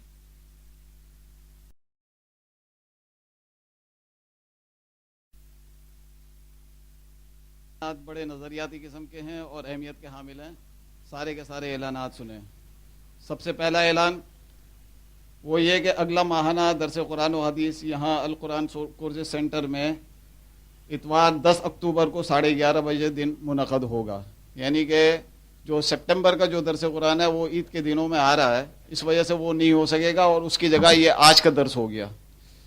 دوسرا اہم اعلان یہ ہے کہ الحمدللہ اس سال رمضان کے مبارک مہینے میں القرآن کورسز کے زیر اہتمام خواتین کے لیے شہر کے 16 مراکز میں خلاصہ تفسیر قرآن کی روزانہ کی بنیاد پر نشستیں منعقد ہو رہی ہیں۔ ان تمام سینٹرز کی مرکزی اختتامی نشست و تقریب دعا بدھ 28 رمضان المبارک بمطابق 8 سپٹمبر کو صبح 10 بجے یہاں القرآن کورسز سینٹر میں منعقد ہوگی۔ تمام طالبات و خواتین سے شرکت کی درخواست ہے۔ ایک اور اہم اعلان، کل سے جامع مسجد توابین گلشن معمار جہاں مولانا محمد اسلم شیخو پوری صاحب ہوتے ہیں، وہاں انہی کی زیر نگرانی تعلیمی و تربیتی اعتکاف شروع ہوگا۔ اس حوالے سے جن حضرات کی دلچسپی وہ اسٹال پر بھائی شفیق اجمل اور ذکی بھائی سے اور بھائی عبد المتین صاحب سے رابطہ کر کے معلومات حاصل کر لیں۔ جامع مسجد توابین گلشن معمار ہی میں رمضان المبارک کے ہر اتوار کو بعد نماز ظہر مولانا محمد اسلم شیخو پوری صاحب درس قرآن و حدیث دیتے ہیں۔ تمام حضرات اور خواتین سے شرکت کی درخواست ہے۔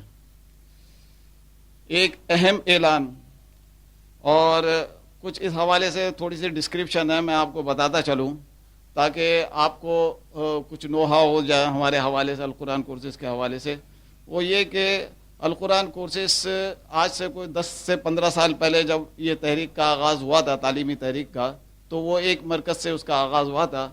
اب تقریباً اس کے 100 مراکز تک جو ہے اس کی کہانی چلی گئی ہے، لیکن ہم 80 مراکز ڈکلیئر کرتے ہیں۔ سلسلہ یہ ہے کہ ملک کی 63 سالہ تاریخ میں ایسا پہلی مرتبہ ہوا ہے کہ کسی دینی نیٹ ورک نے جدید تعلیمی اداروں کی طالبات کو دین کی بنیادی تعلیمات سے آگاہ کرنے کے لیے 6 ماہ اور 1 سال کے شارٹ کورسز شروع کیے، جبکہ ہمارا نظام تعلیم ہمارے بچوں میں بنیادی دینی تعلیم و تربیت کے حوالے سے کوئی کردار ادا نہیں کر رہا۔ شہید ڈاکٹر مفتی نظام الدین شامزئی رحمۃ اللہ علیہ کی زیر سرپرستی شروع ہونے والی اس تعلیمی تحریک کے حوالے سے مادی اعتبار سے یہ توقع ہرگز نہیں تھی کہ اللہ تعالیٰ اسے غیر معمولی قبولیت عطا کرے گا، لیکن ہوا یہ کہ ہماری نسل نو کا رجوع اس نیٹ ورک کی طرف غیر معمولی حد تک بڑھ گیا اور ہمیں اس حوالے سے بڑے ہنگامی قسم کے اقدامات کرنے پڑے۔ اس وقت کیفیت یہ ہے کہ لوگ ہمیں جگہ آفر کر رہے ہیں لیکن ہمارے پاس وسائل نہیں ہیں، اور اس وجہ سے ہم گومگو کی کیفیت ہمارے اوپر طاری رہتی ہے، یعنی ہمارے یہاں معلمات کی تنخواہوں اور ٹرانسپورٹیشن کی بڑھتی ہوئی قیمتیں آڑے آ رہی ہیں۔ پھر اس کے بعد یہ ہوا کہ القرآن کورسز کے سینٹرز جہاں انتہائی امیر اور مڈل کلاسز کے علاقوں میں قائم ہوئے ہیں، وہیں کراچی کے انتہائی دور افتادہ علاقوں میں بھی یہ قائم ہوئے ہیں، جہاں نہ بجلی کا کوئی نظام ہے نہ صاف پانی کا نظام ہے۔ ان غریب علاقوں کی طالبات کو زکوٰۃ فنڈ سے مدد کرنے کے لیے تعلیم کے تمام تر مراحل سے ہم ان کو مکمل طور پر گزارتے ہیں۔ ایک اور اہم بات جو یہ پڑھے لکھوں کا مجمع ہے اور بہتر طریقے سے سمجھتا ہے کہ ذہانت کسی شاہ کی میراث نہیں ہے، یہ ہر امیر اور ہر غریب ہر کسی کے اندر یہ ذہانت ہوتی ہے، لیکن شرط یہ ہے کہ کوئی ان کی ذہانت کو ٹیلنٹ ہنٹ کر کے باہر نکالے اور ان ذہین طلبہ اور طالبات کو اپنے نیٹ ورک میں لے کر آئے۔ یہ کام ہم کر رہے ہیں الحمدللہ۔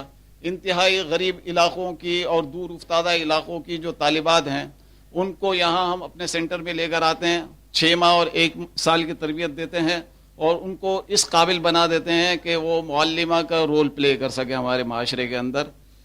تو ظاہر سے بات ہے اس کے لیے بھی وسائل کی ضرورت ہے. جب تک کام محدود تھا اپنے وسائل کے بلبوتے پر ہی کام چلا رہے تھے. اب جب کہ کام سرعت کے ساتھ پھیل رہا ہے تو ہمارے پاس 2 ہی آپشنز باقی رہ گئے ہیں. یا تو یہ کہ اپنے وسائل میں رہتے ہوئے 50 سے 60 سینٹرز تک اپنے کام کو ہم محدود رکھیں، اور دوسری صورت یہ ہے کہ مشیت ایزی سے جب یہ کام بڑھ ہی رہا ہے اور اس نوعیت کا کام یعنی شارٹ کورسز کے ذریعے سے نوجوانوں کو دینی تعلیمات سے بہرور کرنے کا کام جب یہ بڑھ ہی رہا ہے اور ہماری سوسائٹی کے اندر اس نوعیت کا کوئی کام ہو بھی نہیں رہا ہے، تو پھر ہمارے معاشرے کے تمام افراد کی بنیادی ذمہ داری یہ ہے کہ ایسی تعلیمی تحریکوں کی دامے درمے قدمے سخنے مدد کریں. لہذا آج پہلی مرتبہ، اس سے پہلے کبھی میں نے اس قسم کی اپیل نہیں کی ہے، ہم اپنے وسائل میں رہتے ہوئے ہی کام کرتے تھے، لیکن چونکہ اب نیٹ ورک جو ہے وہ پک کر رہا ہے، ایکسلریشن لے رہا ہے اور ہمارا کام اتنا بڑھتا چلا جا رہا ہے، اور وہ بھی خاص طور پر نوجوان نسل میں اور ہمارے جدید تعلیم یافتہ طبقے میں، کالج اور یونیورسٹی کی لڑکیوں میں، اسکولز کی لڑکیوں میں جو غیر معمولی جو ہے دلچسپی کا اظہار کیا جا رہا ہے، تو اس کے مد نظر ہمارا دل چاہتا ہے کہ یہ سلسلہ برقرار رہے. اور اس کے لیے پہلی مرتبہ میں یہ اپیل کر رہا ہوں کہ آج ہم پہلی مرتبہ القرآن کورسز کی فنڈ ریزنگ کے لیے آپ سے گزارش کر رہے ہیں. ہمارے پاس زکوٰۃ، خیرات، صدقات، یہ جتنی بھی مدات ہیں اس کے استعمال کا مناسب انتظام ہے، اور یہ سارا کام ہم علماء اکرام کی زیر سرپرستی کر رہے ہیں. اگر آپ میں سے کوئی معلمات کی ماہانہ بنیاد پر تنخواہیں اپنے ذمے لینا چاہے تو وہ بھی ہو سکتا ہے. اس وقت تقریباً 275 معلمات نیٹ ورک میں اپنے فرائض سر انجام دے رہی ہیں. اس کے علاوہ انتظامی جو ہے عملہ جو ہے وہ اس کے علاوہ ہے. سیلاب کے حوالے سے ایک انتہائی دردمندانہ اپیل آپ سن لیں. سیلاب زدگان کی امداد کے لیے معمار ٹرسٹ کے ساتھی باہر اسٹور پر موجود ہیں. ہمارے معمار ٹرسٹ اس حوالے سے بہت بڑا کردار ادا کر رہا ہے.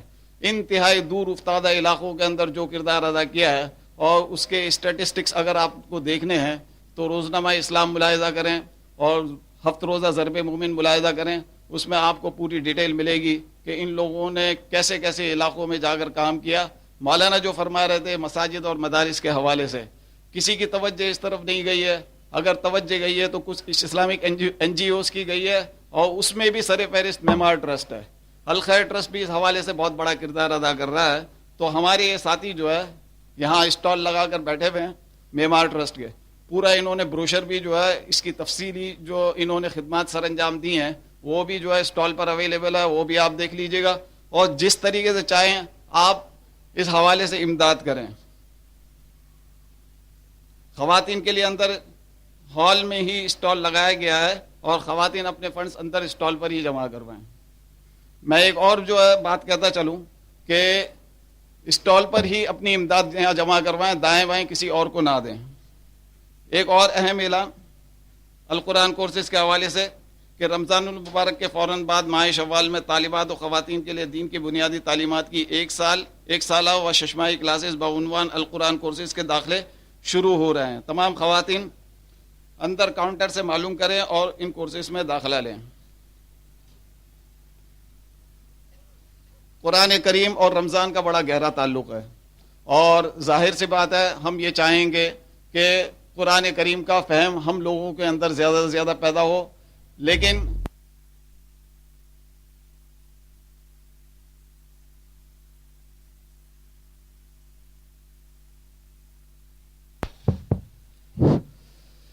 قرآن کریم کا یہ فہم پیدا کرنے کے لیے ضروری ہے کہ ہمارے ہاتھ میں کوئی ایسا ترجمہ تفسیر ہو جو آج کل کی جو اردو لینگویج جو رائج ہے اس میں ہمیں پڑھنے میں کسی قسم کی دشواری نہ ہو.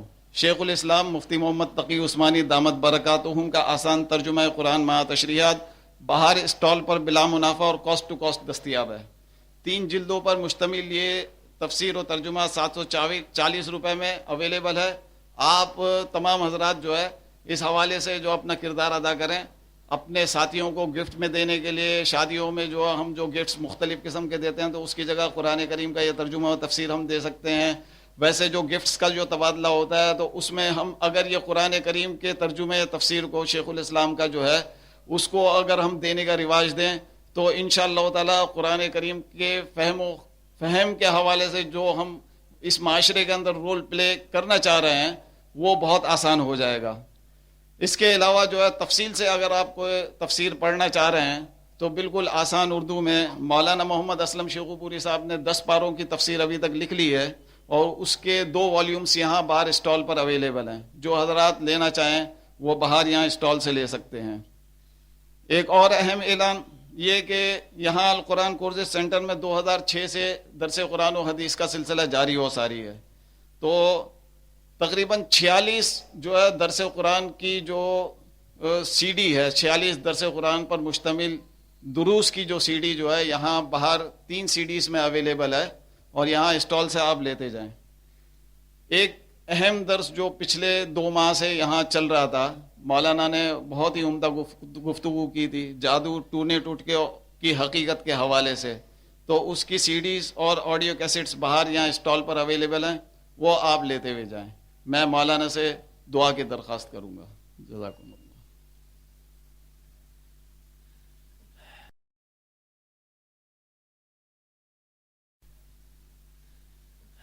ایک چھوٹا سا اعلان. الحمدللہ 3 ادارے میری نگرانی میں ہیں.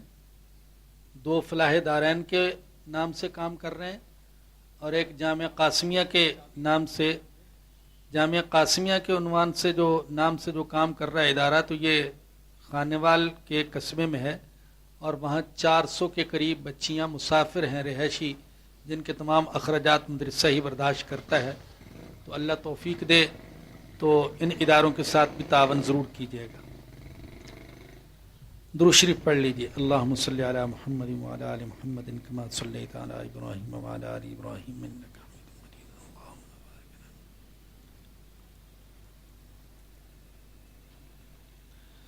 الحمد للہ رب العالمین والصلاة والسلام علی سید الانبیاء والمرسلین.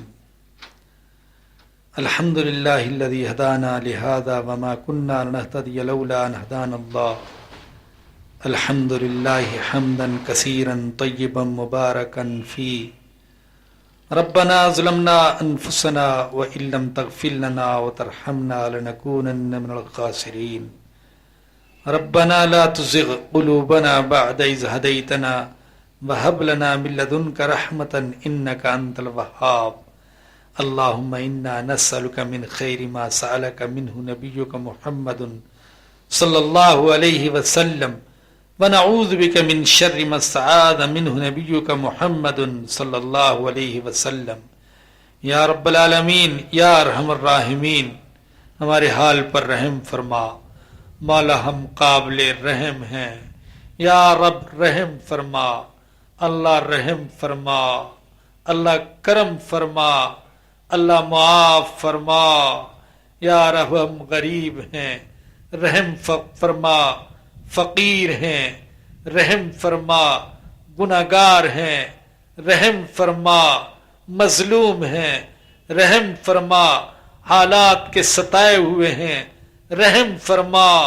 سیلاب سے متاثر ہیں یا اللہ رحم فرما. رب رحم فرما. یا رب رحم فرما. ہمارے حال پر رحم فرما. آفات سے بچا لے. حوادث سے بچا لے. سیلاب سے بچا لے. زلزلوں سے بچا لے. یا اللہ دنیا کچھ بھی کہتی رہے ہمارا یقین یہی ہے جسے تو بچانا چاہے اسے کوئی چھیڑ نہیں سکتا یا اللہ. اور جسے تو مصیبت میں مبتلا کرنا چاہے اسے کوئی بچا نہیں سکتا. یا رب ہمارا رجوع تو تیری ہی طرف ہے. یا رب ہماری حفاظت فرما. ہم کمزور ہیں یا رب حفاظت فرما. یا اللہ نفس کے شر سے, شیطان کے شر سے, چوروں ڈاکوؤں کے شر سے, دشمنوں کے شر سے, حاسدوں کے شر سے, کافروں کے شر سے یا اللہ ہماری حفاظت فرما. ہر قسم کے شر سے ہماری حفاظت فرما۔ یا رب ہمارے جو بھائی جو بہنیں سیلاب سے براہ راست متاثر ہوئے، ہمیں ان کے دکھ درد کو محسوس کرنے کی توفیق عطا فرما۔ یا رب ہمیں ان کے ساتھ تعاون کی توفیق عطا فرما۔ یا اللہ ہمارے دلوں میں وسعت پیدا فرما۔ یا اللہ جذبہ اخوت، ایمانی اخوت کا جذبہ بیدار فرما۔ یا رب العالمین، یا ارحم الراحمین، ہم جانتے ہیں یہ مصائب، یہ حوادث تیرے حقوق ضائع کرنے کی وجہ سے، تیرے نبی کے حقوق ضائع کرنے کی وجہ سے اور قرآن کے حقوق ضائع کرنے کی وجہ سے ہم پر آ رہے ہیں۔ یا اللہ ہمیں یہ سارے حقوق ادا کرنے کی توفیق عطا فرما۔ یا رب ہماری زندگیاں قرآن کی خدمت کے لیے قبول فرما۔ قرآن کریم کو پڑھنے، سمجھنے، اس پر عمل کرنے اور اسے پوری دنیا میں پھیلانے کی توفیق عطا فرما۔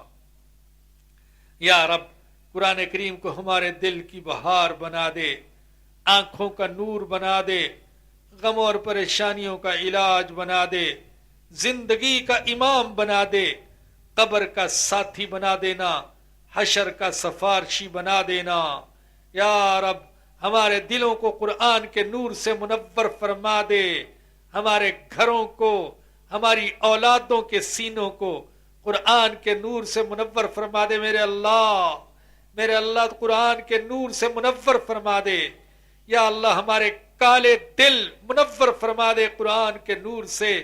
یا اللہ دل سخت ہو گئے، یا اللہ قرآن کی برکت سے دلوں میں نرمی پیدا فرما دے میرے اللہ۔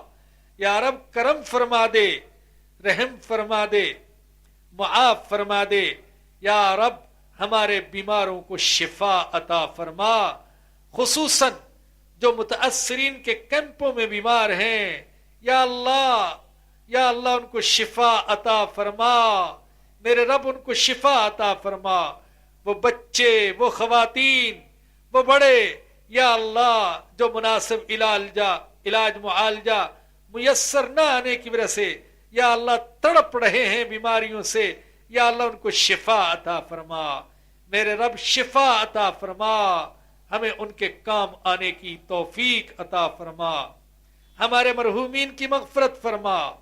یا رب، یا اللہ تجھے تیرے رحمان اور رحیم ہونے کا واسطہ اس مجمع میں جتنے بھی حضرات و خواتین ہیں، ان میں سے جن کے والدین، بھائی بہنوں اور دوسرے رشتہ داروں کا انتقال ہو گیا، یا اللہ سب کی مغفرت فرما دے۔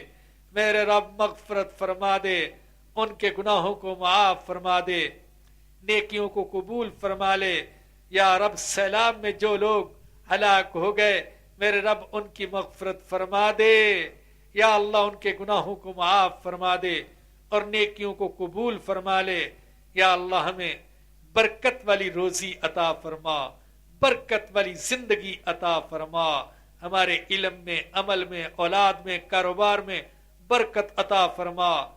یا اللہ ہم میں سے جو مقروض ہیں قرض سے خلاصی عطا فرما، جو والدین اپنی نوجوان اولاد کے رشتوں کے سلسلے میں پریشان ہیں، ان کی پریشانی کو دور فرما۔ میرے رب یہ نیکیوں کے موسم بہار کا مہینہ ہے، دوزخ سے آزادی کا مہینہ ہے، میرے اللہ تجھے راضی کرنے کا مہینہ ہے۔ یا رب، یا اللہ ہمیں اس مہینے کی برکتوں اور رحمتوں سے محروم نہ فرمانا، میرے اللہ محروم نہ فرمانا۔ یا رب، یا رب، یا رب آدھے سے مہینہ زیادہ گزر گیا، چند دن رہ گئے، ہمیں قدر کرنے کی توفیق عطا فرما۔ یا اللہ ہماری گردنیں دوزخ کی آگ سے آزاد فرما دے، ہمارے والدین کی گردنیں، رشتہ داروں کی گردنیں، اولاد کی گردنیں، ازواج کی گردنیں، سارے مسلمان مرد اور عورتوں کی گردنیں یا رب دوزخ کی آگ سے آزاد فرما دے۔ میرے رب، میرے اللہ جو کچھ مانگا وہ بھی عطا فرما، جو نہ مانگ سکے اور ہمارے دین اور دنیا کے لیے بہتر ہے وہ بھی عطا فرما۔ یا رب عذاب کے اسباب سے بچنے کی توفیق عطا فرما۔ یا رب اس مجمع میں جتنے بھی حضرات و خواتین بیٹھے ہیں، ان کے دلوں میں جو جائز تمنائیں ہیں تجھ سے زیادہ بہتر کوئی نہیں جانتا، سب کی جائز تمناؤں کو پورا فرما دے یا رب، پورا فرما دے، اپنے فضل و کرم سے پورا فرما دے میرے اللہ۔ اپنے فضل و کرم سے ہمیں اپنی رحمت سے محروم نہ فرمانا میرے اللہ، محروم نہ فرمانا۔ ان خوش نصیبوں میں یا اللہ ہمارا شمار بھی فرما دے جن خوش نصیبوں کو اس مہینے میں دوزخ کی آگ سے آزادی کے پروانے دیے جائیں گے۔ یا اللہ ہمیں بھی دوزخ کی آگ سے آزاد فرما دیجئے۔ یہ رفعت جبین صاحبہ، انہوں نے امتحان میں کامیابی کے لیے دعا کی ہے۔ عائشہ کی ریڑھ کی ہڈی میں تکلیف ہے، انہوں نے دعا کی درخواست کی ہے۔ فاروق قریشی صاحب، مقصود صاحب، انہوں نے صحت کے لیے دعا کی درخواست کی ہے۔ یا رب جن حضرات نے جن جائز مقاصد کے لیے دعا کی درخواست کی ہے، یا رب ان کے جائز مقاصد کو پورا فرما، بیماروں کو صحت عطا فرما، امتحان میں کامیابی عطا فرما، اور میرا اللہ جو ہم تک اپنی درخواستیں نہ پہنچا سکے، یا اللہ ان کی درخواستیں ان کے دل میں ہیں اور آپ خوب جانتے ہیں، یا اللہ ان کی نیک تمناؤں کو بھی پورا فرما دیجئے۔ ربنا آتنا فی الدنیا حسنۃ وفی الآخرۃ حسنۃ وقنا عذاب النار۔ یا رب یہاں جو قرآن کریم پڑھا گیا، سنا گیا، اسے اپنی بارگاہ میں قبول فرما لیجئے۔ اس کے پڑھنے اور سننے میں جو غلطی کوتاہی ہو گئی معاف فرما دیجئے۔ یا رب القرآن کورسز نیٹ ورک کو اچھے معاونین مہیا فرما دیجئے اور اس روشنی کو پوری دنیا میں پھیلا دیجئے۔ ربنا تقبل منا انک انت السمیع العلیم وتب علینا انک انت التواب الرحیم۔ صلی اللہ تعالی علی رسولہ وخیر خلقہ سیدنا و مولانا محمد و آلہ و صحبہ و اہل بیتہ اجمعین، آمین برحمتک یا ارحم۔